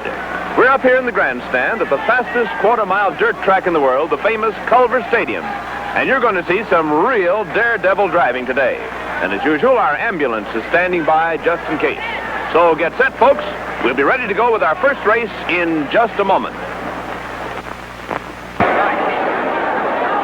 One of those exciting hooligan races is on the first item of the bill of fare for excitement this afternoon here at the famous Culver Stadium. And out come some of the rail drivers and some of the newcomers, because some of those veterans like to get in on the fun and excitement of hooligan, but also it's a great chance for a boy who's never driven on the track before to see just what he can do. And because a lot of the pit crews grab a car at the last moment and come on out here, we don't always have all the names. For that reason, the management dispenses with the formal introduction of the drivers, and we just line them up and get them on their way. Now, the pole position is going to be Bill Ramos. He's the younger brother of Mario Ramos, one of our top drivers out here, and this is a baptism of fire for Bill to see what he can do. Bill Ellis is up there front also at 159, and I notice that Johnny Evans is driving 158. That's Dave Haskell's car, and Johnny Evans has borrowed it to bring it out here. Oh, yes, there's Jack Austin in 128. Jack is going to be driving George Brickman's car. George, I guess, just didn't feel up to it when it comes to driving in a hooligan, and I don't blame him. Well, assistant starter Norm Zahn starts them on their way, and let's see if they can get lined up in time to get that green flag when they come around here. Of course, they have other flags too, but it looks like we're so close to a start we won't have a chance to tell you about that right now. With Bill Ramos setting the pace, here they come toward that starting line. Looks very good, is good. There's the green flag, and here we go into that first lap. Bill Ramos jumping off into a big lead. He's going awfully fast as he comes around into that backstretch. Way too fast, I think. Here he is into the west turn. Starts to go a little bit high. The car is slipping and sliding. He's going out of control. I hope the rest of them miss him. Look out, Ed Garrett's trying to miss him. And Ed Garrett flips over there. The wheel breaks off the car. Almost bounces into somebody else's. And Bill Ramos is still stalled right there in the track. Out they run. Wait a minute. Something may be wrong with Garrett here in that car that's turned over. They want to get the wheel out of there, too. They're waving these other cars away from this stalled car. Signaling for the ambulance. That's not a very good sign. They're in there now to try to help Garrett out of the car. Here comes the ambulance. Nope, there's the wave of the hand from Norm Zahn that indicates that it's not serious after all. Well, we're very happy to find that out. For a moment, it looked like we might have some serious trouble here. They're still trying to get him out of there, and a sort of a shaky boy at the moment as he gets on his feet. I think he's a little bit wobbly. They're saying, that's all right, Ed. You're a pretty lucky boy to come out of there with nothing wrong. Apparently not even a scratch or a bruise to show for that spectacular flip after Bill Ramos went completely out of control. They bring over the wrecker, and by the looks of things, it's going to be needed. In the meantime, let's take a look at the car ourselves here. The right front wheel broken right off.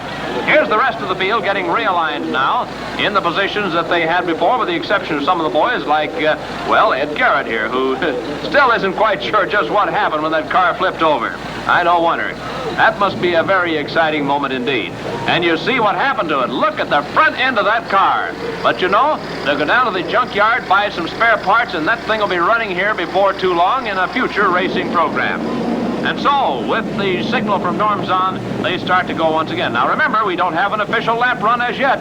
This race hasn't officially started, and we've had plenty of excitement already.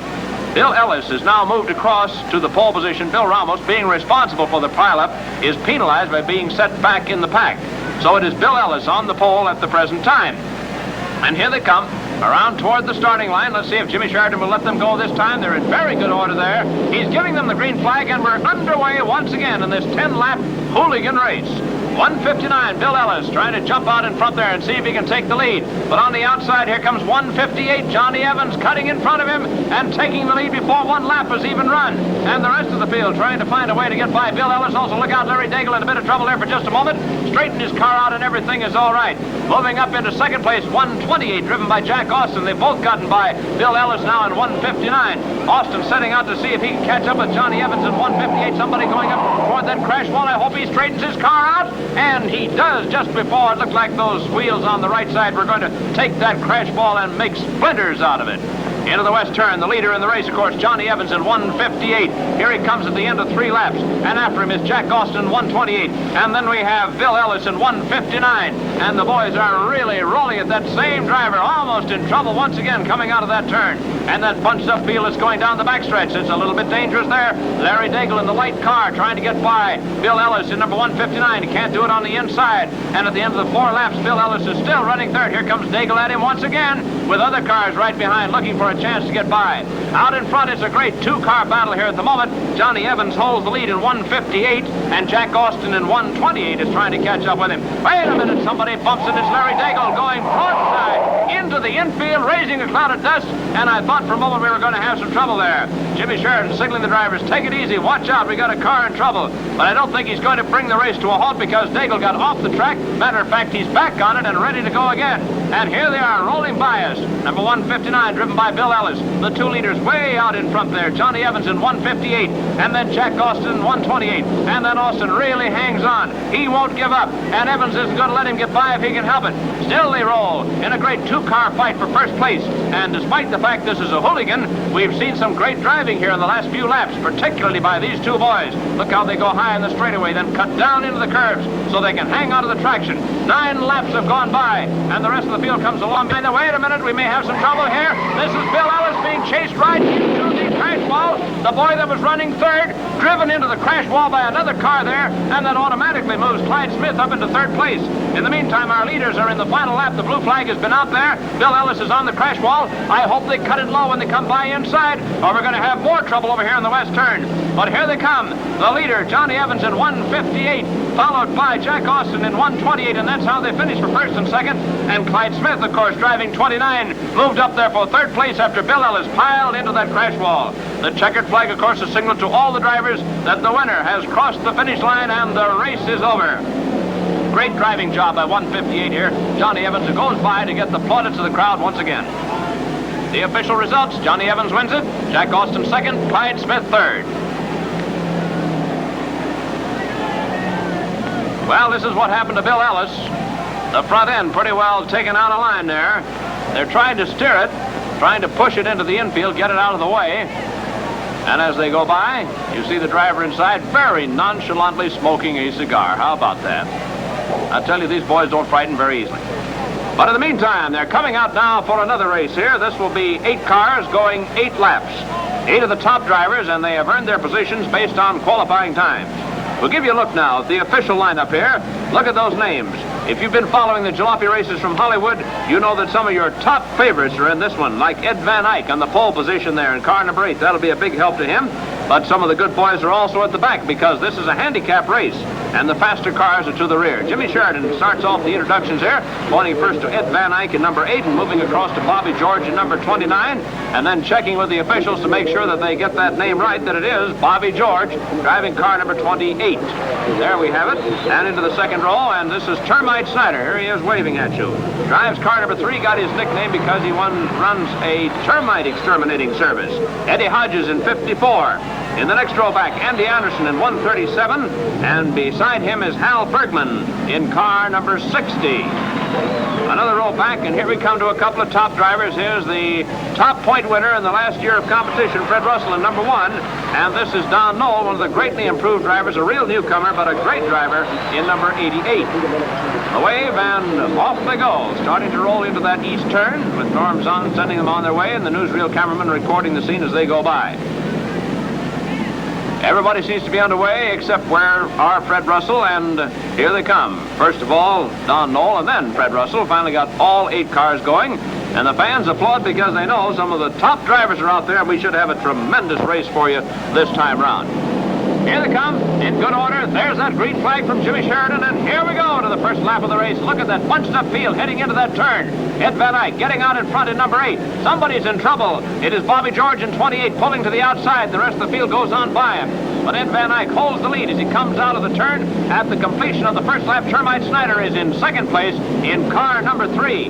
And they're really rolling with Andy Anderson up there right at the moment, 137. But look at that Fred Russell from clear in the back row. He's coming on the outside. He's already up to third place.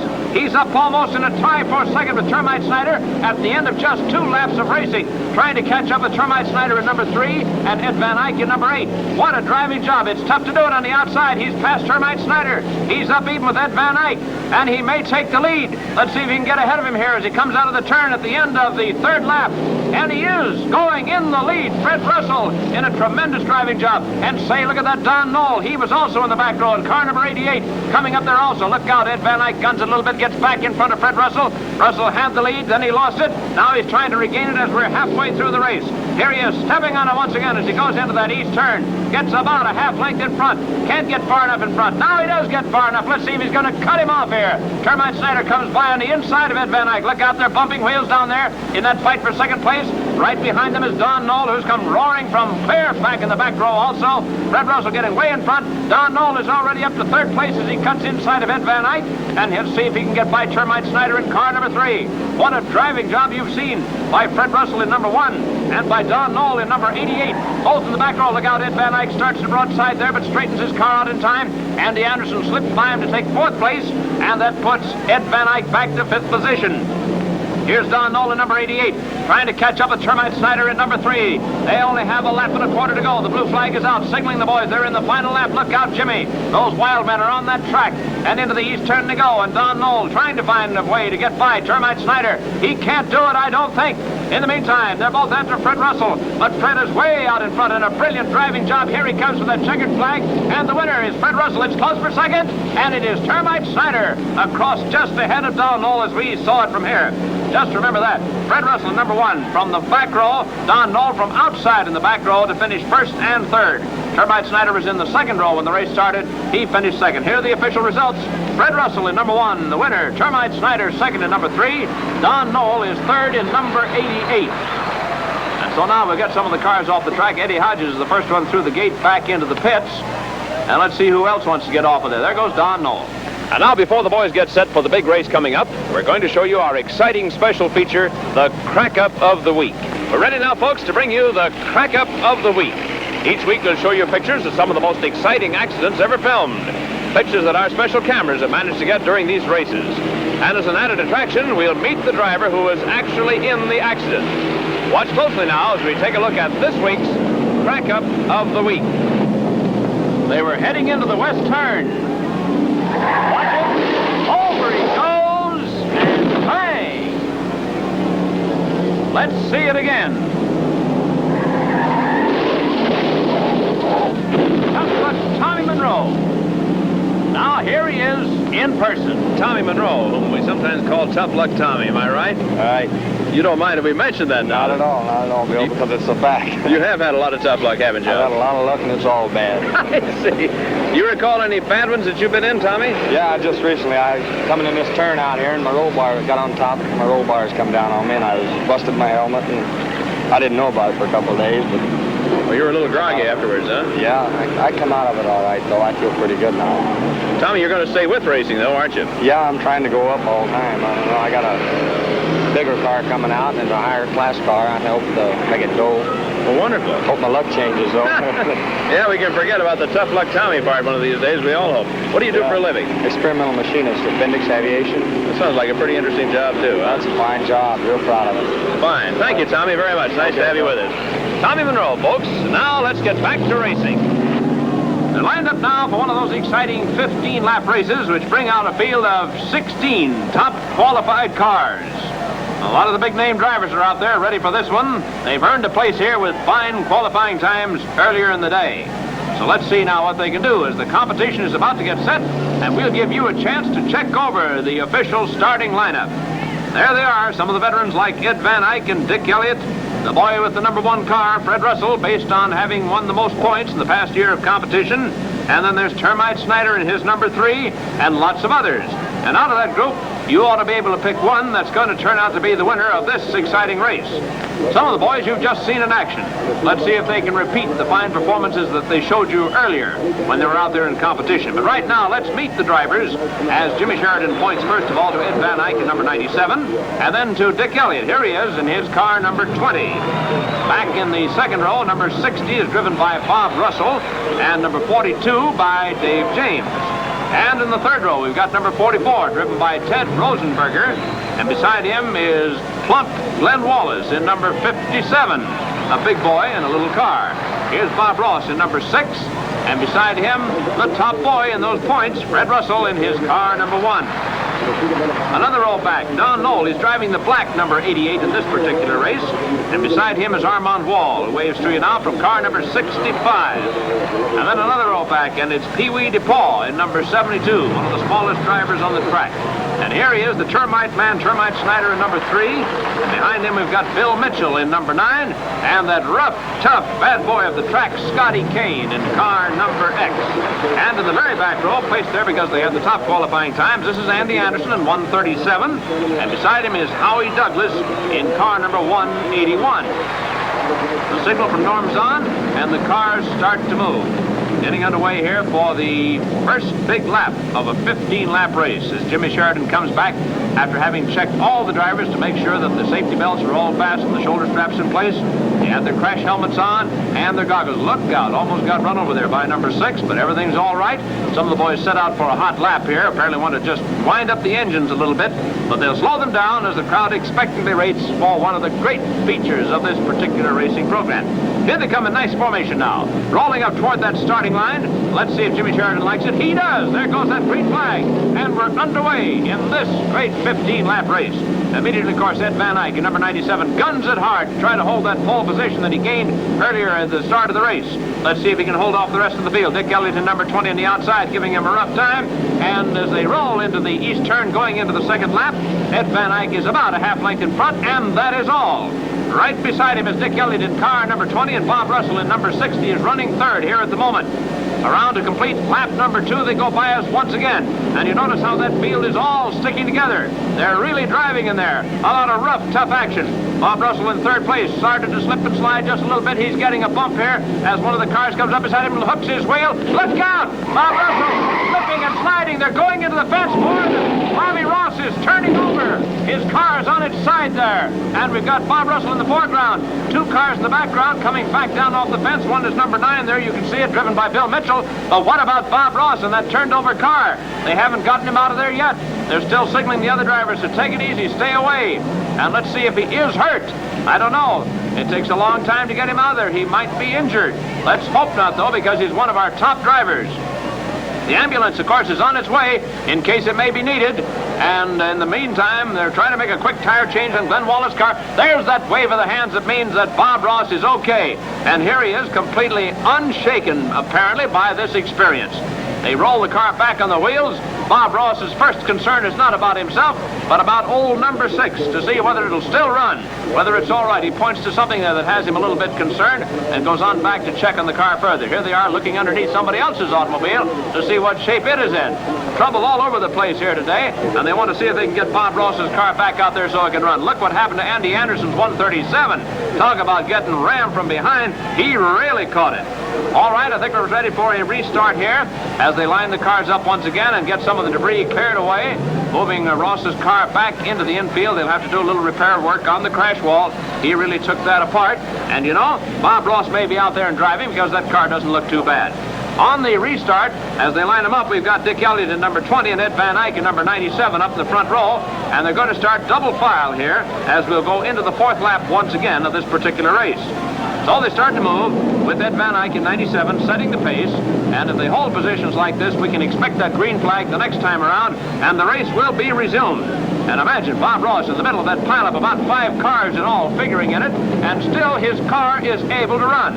I wonder if that could happen to your old bus if you flipped it on some street corner someday. Down the backstretch, a very slow pace being set here by Ed Van Eyck. but that's what the officials like. It gives all the cars behind a chance to move up in a close order formation such as you see here. And then as they come out of the turn, of course, the object is to gun it, and they pick up speed. Up they come toward Jimmy Sheridan. He's waving that green flag at them, and just barely being missed by those cars, and here they go. Back into the race once again. On the inside, number 97 is driven by Ed Van Eyck. On the outside, it's Dick Elliott in car number 20, and look at that boy Don Knoll in his black number 88. He's rolled up there already to catch up with some of the rest of the field. Look out, we got a wheel coming off Scotty Kane's car. Look out for him, he's out of control. He's skidding, he's plowing the furrow right through the middle of that infield there as he skids out of control and the wheel rolls off into the pits. But at the end of 4 laps now, out in front, number 97, Ed Van Eyck. But I don't know whether he can hold it because Don Knoll, who's come from halfway back in the pack, is going by him in car number 88. You saw Don Knoll do some tremendous driving jobs earlier. Look what he's doing now as he tries to get first place here at the end of 5 laps now, away from Ed Van Eyck, and he has it.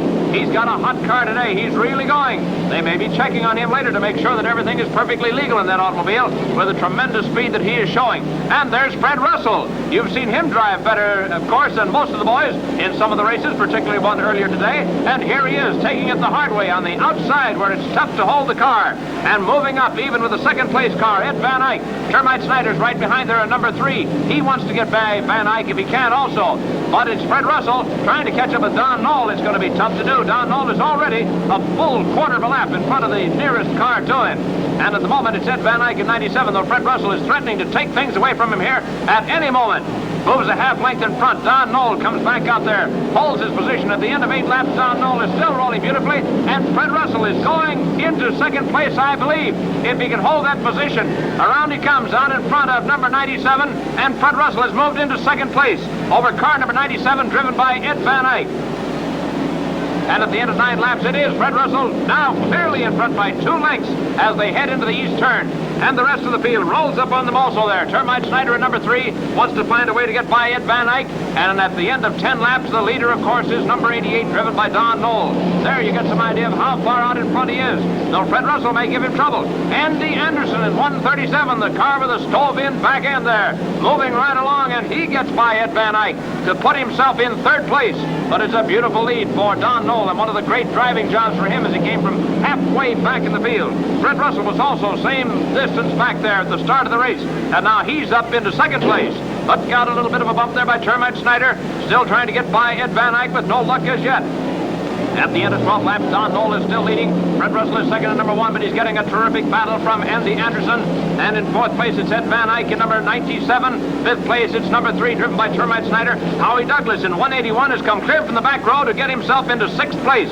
And now at the end of 13 laps, Don Knoll out Sunday driving, as our Jalopy boys would say it. Keeps rolling along. Andy Anderson making a bid. Look out, I think there may be some trouble further up the track there. No, everything is clear at the moment. And as we thought we were going to have some difficulty, but it's Andy Anderson out in front. In the meantime, some of the boys further back in the pack are bouncing each other around, and Ted Rosenberger and Pee Wee DePaul start to roll in on the blue flag. They've crashed into the wall there. Look out, here comes Fred Russell and Andy Anderson. Andy bounces off the side and knocks himself right out of 3rd place. Look out, can the rest of them get by? I think they can. Yes, they do. They do make it by.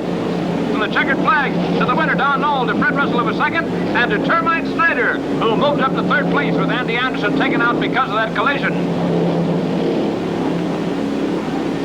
Got a little trouble over here on that crash wall. That's Pee Wee DePaul, number 72. And also in on the Crackup with him was Ted Rosenberger in car number 44. And as you can see, a badly damaged radiator for Pee Wee DePaul, and the cars still are going by. And finally, we get the big A-frame wrecker over here to see if we can straighten things out. They start to back in to try to move his car as some of the other boys get their cars off the track and come in to check with the officials after a very exciting race. Look out, Fred Russell. After winning the race, they're still rolling by here. The race is all over, and Fred Russell almost piled into the back of the wrecker. Here's one that had a little trouble but got through the race, and there's a spare tire for somebody else's automobile, just in case it might be needed. And here's what happened to Scotty Kane's car. That right rear wheel that broke off and went flying into the pit. You remember that. And here is Don Knoll, and his pit crew is calling to him. They want him to come on over because he did a tremendous driving job today to come from back there in the middle of the pack and on to win. And he's off to see the boys in a hurry. Here are the official results. Don Knoll wins it in 88. Fred Russell 2nd in number 1. Termite Snyder 3rd in car number 3. And here comes the rest of what's left of old 72 as they tow it into the infield. Pretty badly damaged front end there. as the pileup took Andy Anderson out of the race. Tough break for Andy. He was rolling well, and he might have gotten second place. But there just wasn't room for two cars to go by with two more piled up on the crash wall. And there, of course, is Scotty Kane's number X in front. That's it, folks. We hope you had as much fun watching these jalopy races as we had bringing them to you. So be sure to join us again next week for Jalopy Races from Hollywood. Until then, this is Bill Welch saying so long from Hollywood, California.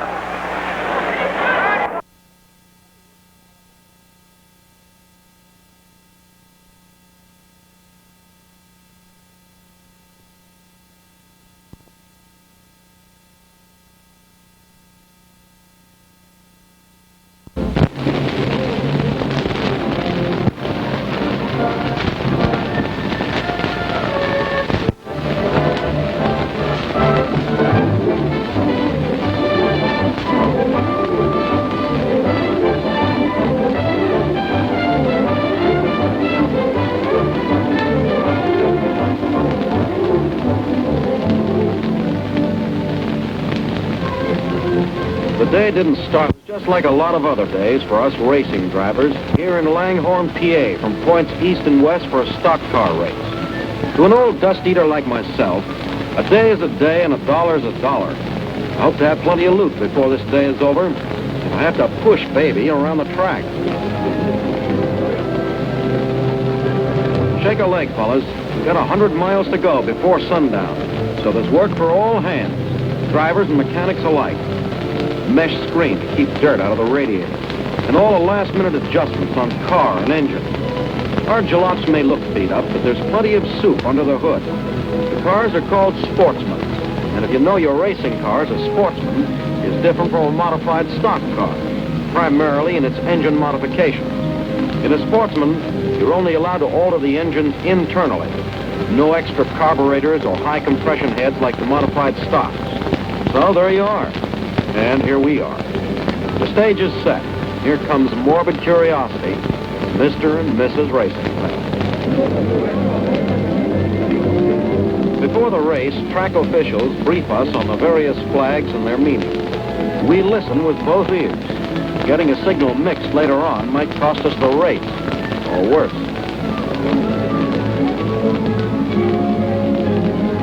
When the starting line gets a new paint job, things begin to happen. Cars out from the pit, rolled into position on the track. Doors chained shut so as they won't fly open at the wrong time. We climb into our seats and fasten safety belts and helmets. We're as ready as we'll ever be. A perfect day for a race, just like a lot of other days, as I said before. If I'd only known how the day would end up. Just another day? Oh, brother, how long can you get? But no time for thinking. The race was underway. It was every man for himself. As they say in this business, well, fellas, let's go play race.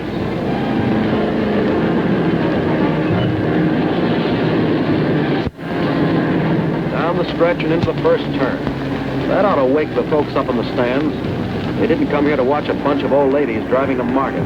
They came to watch a bunch of devil-may-care stock car jockeys risking their neck. 100 miles, so it says in the program. I got a hunch we're not going to disappoint the customer.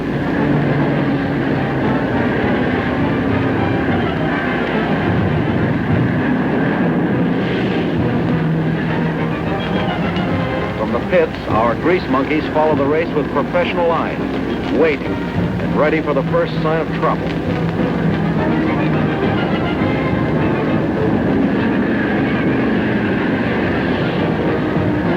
There's trouble. His engine is overheated. Grab the water bucket, Mac. Looks like that bird wants to blow off a little steam.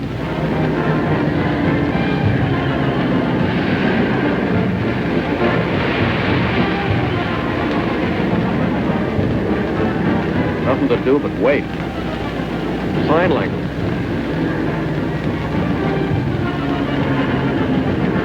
Hurry it up.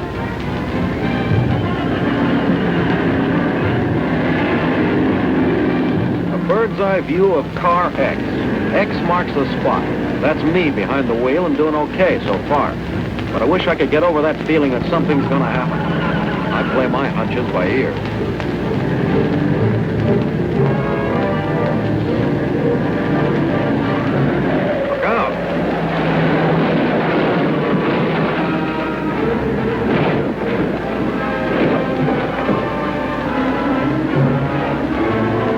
That woke the crowd up all right.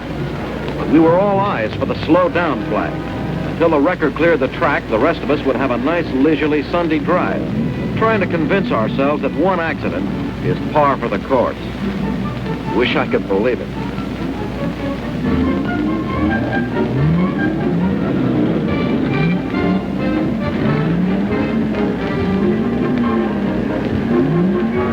Well, as they say in the newsreels, the race goes on, and yours truly, just call me Mr. X, was fighting to keep a hard-won, easily lost lead position. Funny thing, there's not a lot of do-re-mi for winning in this business, but it pays the rent if you win enough races during the summer circuit. So, come on, baby. Keep a purring, like a pedigreed Persian. Yes, sir. We're a beat-up bunch in our beat-up cars, but beauty, you know, is skin deep. There's powerful beauty under the hood. But don't call them hot rods. Hot rods are homegrown conglomerations of this and that for amateurs. We're pros, driving modified factory models of the required vintage, with mechanics on the job to make repairs and clean our windshield. No cracks, please. If I'm X, that character on my tail is Y. Why can't I lose him? It's hard enough keeping up this pace without the added mental strain of a leech like him, plus that hunch of mine about trouble that also dogs my tail. Stop thinking and drive. Where did worry ever get a guy?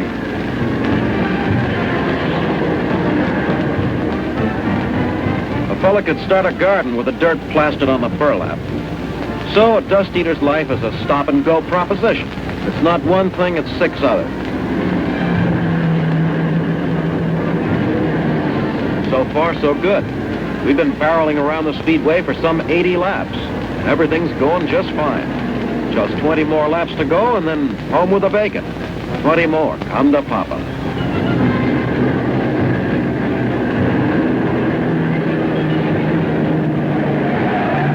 That was close.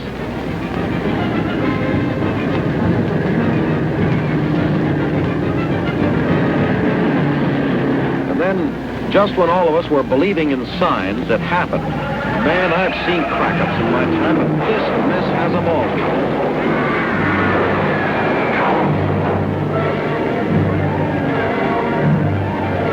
I was flat-footing it on the backstretch when it happened.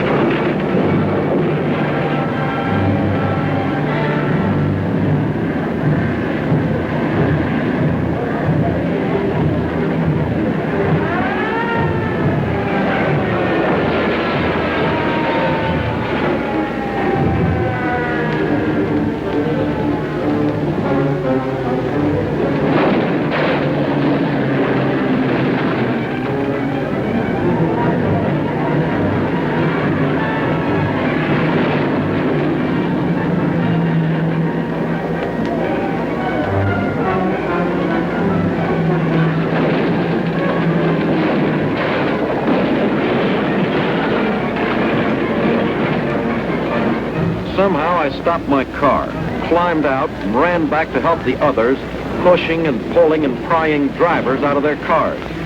It was a nightmare of flame and smoke and noise. I didn't sleep good for a week.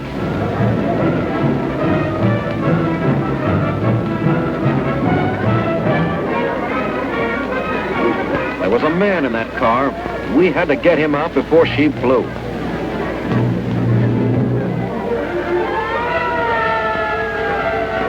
We got him out. When the fire engines got to work, the battle was about won. And the rest of us could breathe again and look around us at the battlefield. What a mess. The score? 10 cars ready for the junk pile. A lot of hopes and dreams gone up in smoke. Nothing left but a nightmare. Funny. Some days nothing happens. And other days, well, you were there too. So do me a favor. Stop sitting up there in the stands and hoping for something to happen. Once in a while, it happens.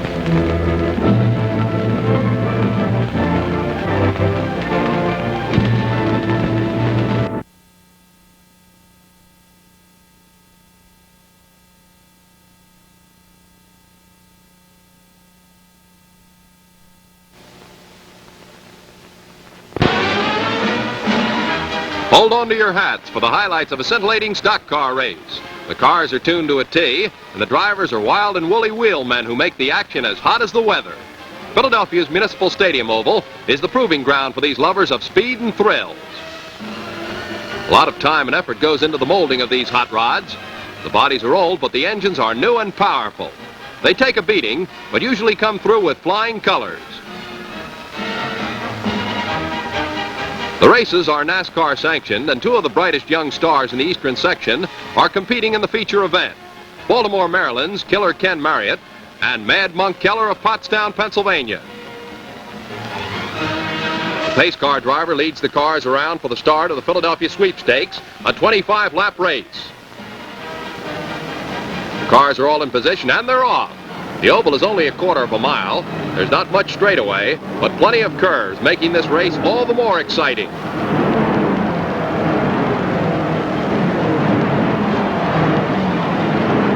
With nothing in their way, the souped-up hot rodders are hopping along at a fast clip. The steering wheel is always hard to the left, with the foot back and forth between the gas and brake. It's too bad if anything gets in the way of these fast-moving cars. Number 61 is Mad Monk Keller in the lead. Killer Ken Marriott is close behind, and so is the rest of the field. There's a lot of jostling going on as the cars make the turn, and in a straightaway, a pileup develops. Nobody's hurt, and the race continues with Mad Monk Keller still showing the way. Cars are quick to pick up speed, trying to chop the lead built up by the Pottstown pilot. Keller gets a banging up as they round the turn, but Mad Monk isn't shaken up. The white flag is down for the final lap. Keller is still on top, and he leads a flock of stock jockeys across the finish line at the end of this exciting 25-lap feature.